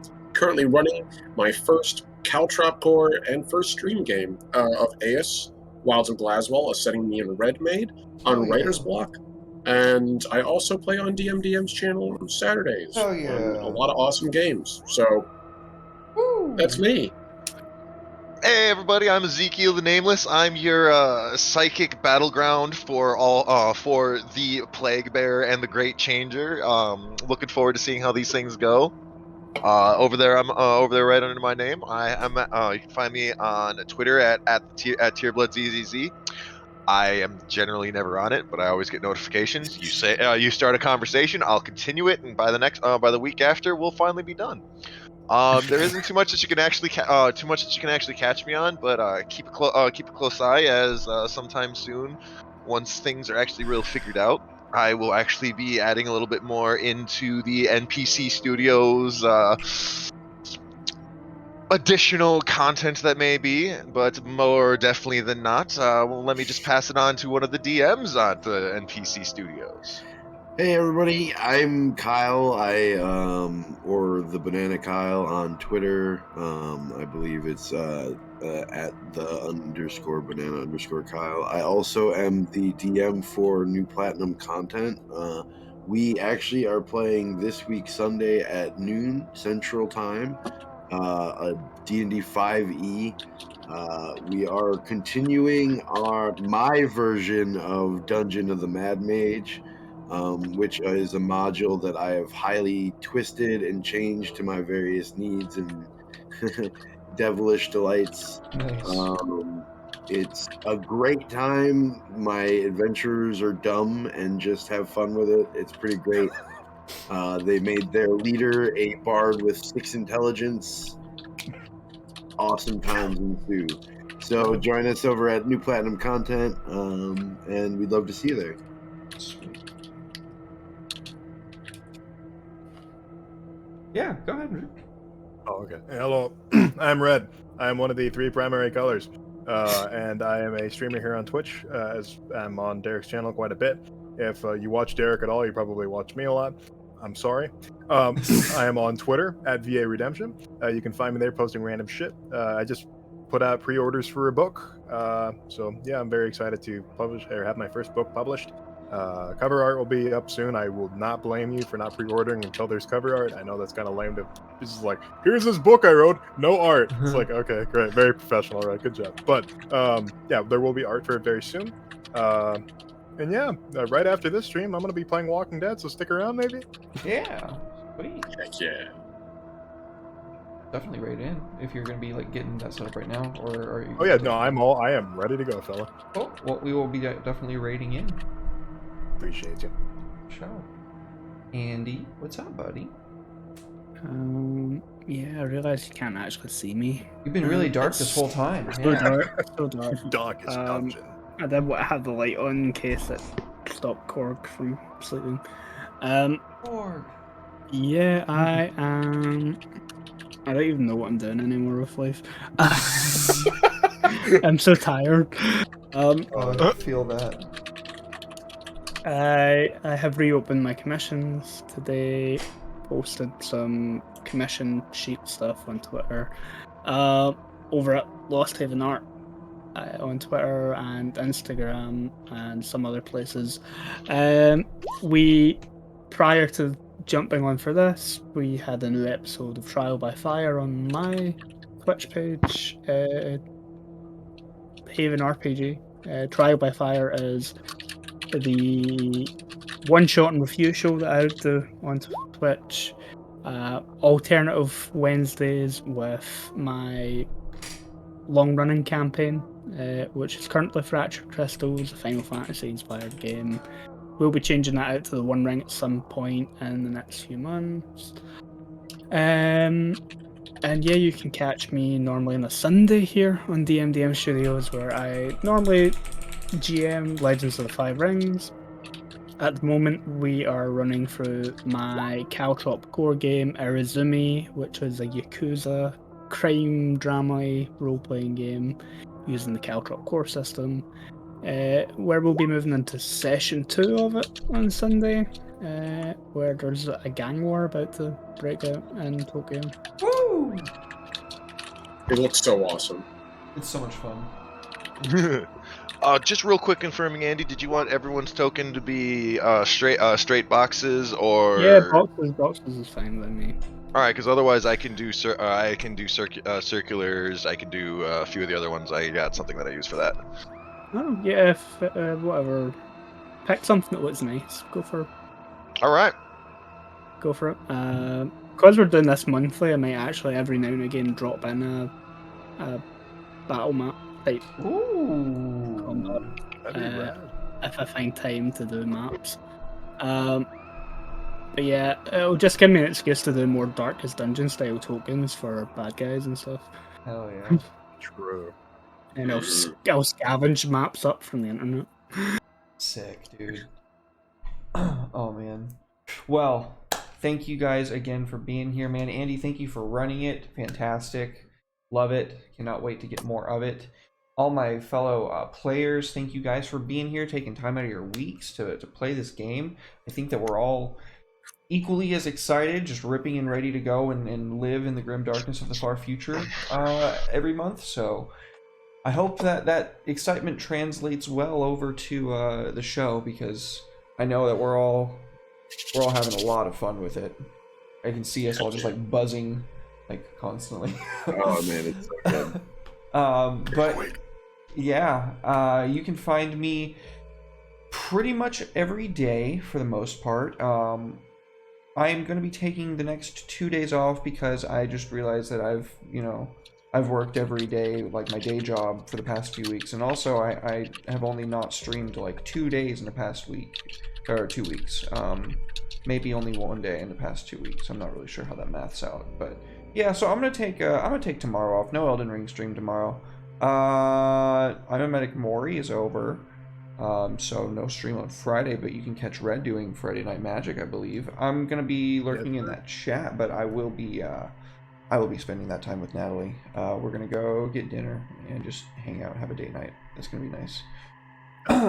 However, on Saturday, Descent into Avernus Blood War, 12:30 p.m. That's noon Central Standard Time. Hosted by Ampersand D20. You're not going to want to miss that. That's going to be a grand old time. Going to be a blast. Super excited about that. And then 6:30 p.m. Central Standard Time. Covet Syndicate. Oh man, that's going to be really good too. I got some fun stuff planned. I'm really excited to introduce our new character, who's going to be joining, our new player that's going to be joining as well. She's great. I know you guys are going to love her. Because all the other people on the show already love her, so I feel like it's just going to work really well. So super excited. I'm biased. You're biased, yeah. But yeah, it's going to be a really good time, so you definitely don't want to miss that. 6:30 p.m. Central Standard Time on Saturday. And then, as Andy said, Irazumi on Sunday at 2 p.m. Central Standard Time, so don't miss that either. And then Curse of Strahd, Rise of Alma on Monday, 7 p.m. Central Standard Time, and Homebrew Homies on Tuesday, 7 p.m. Central Standard Time. So, thank you to everybody for being here. We sure appreciate y'all. I know this was a little bit of a longer one. We haven't really gone past 4 hours in many shows for a while, so kind of nice. It's Well, once a I month. mean, let's keep it in mind though too, like that we had that little bit of difficulty too, so like that little bit of extra over 4 hours was just kind of like at the break and letting Andy get back. Yeah. Yeah. Big true. But I digress. Indeed. Well, I know that I don't speak for only myself when I say that we can't wait for more of this, and I know that you guys are going to love it too. So next month, what date is that going to be, Andy? The last Wednesday is the 27th of April. 27th. All right. Yeah, sounds good. Cool. All I right. think that. Let me double check something. And that is still 5 p.m. Central, right? Yeah. Okay. All right. Yeah, I fucked up on that tweet, by the way, guys. I totally, just totally fucked the pooch on that one. That was my bad. I don't know why I put... everything else that I do during the week is at 7, and that's why I fucked it up. I'm sorry. Yeah. Totally good. 27th is fine. I will be.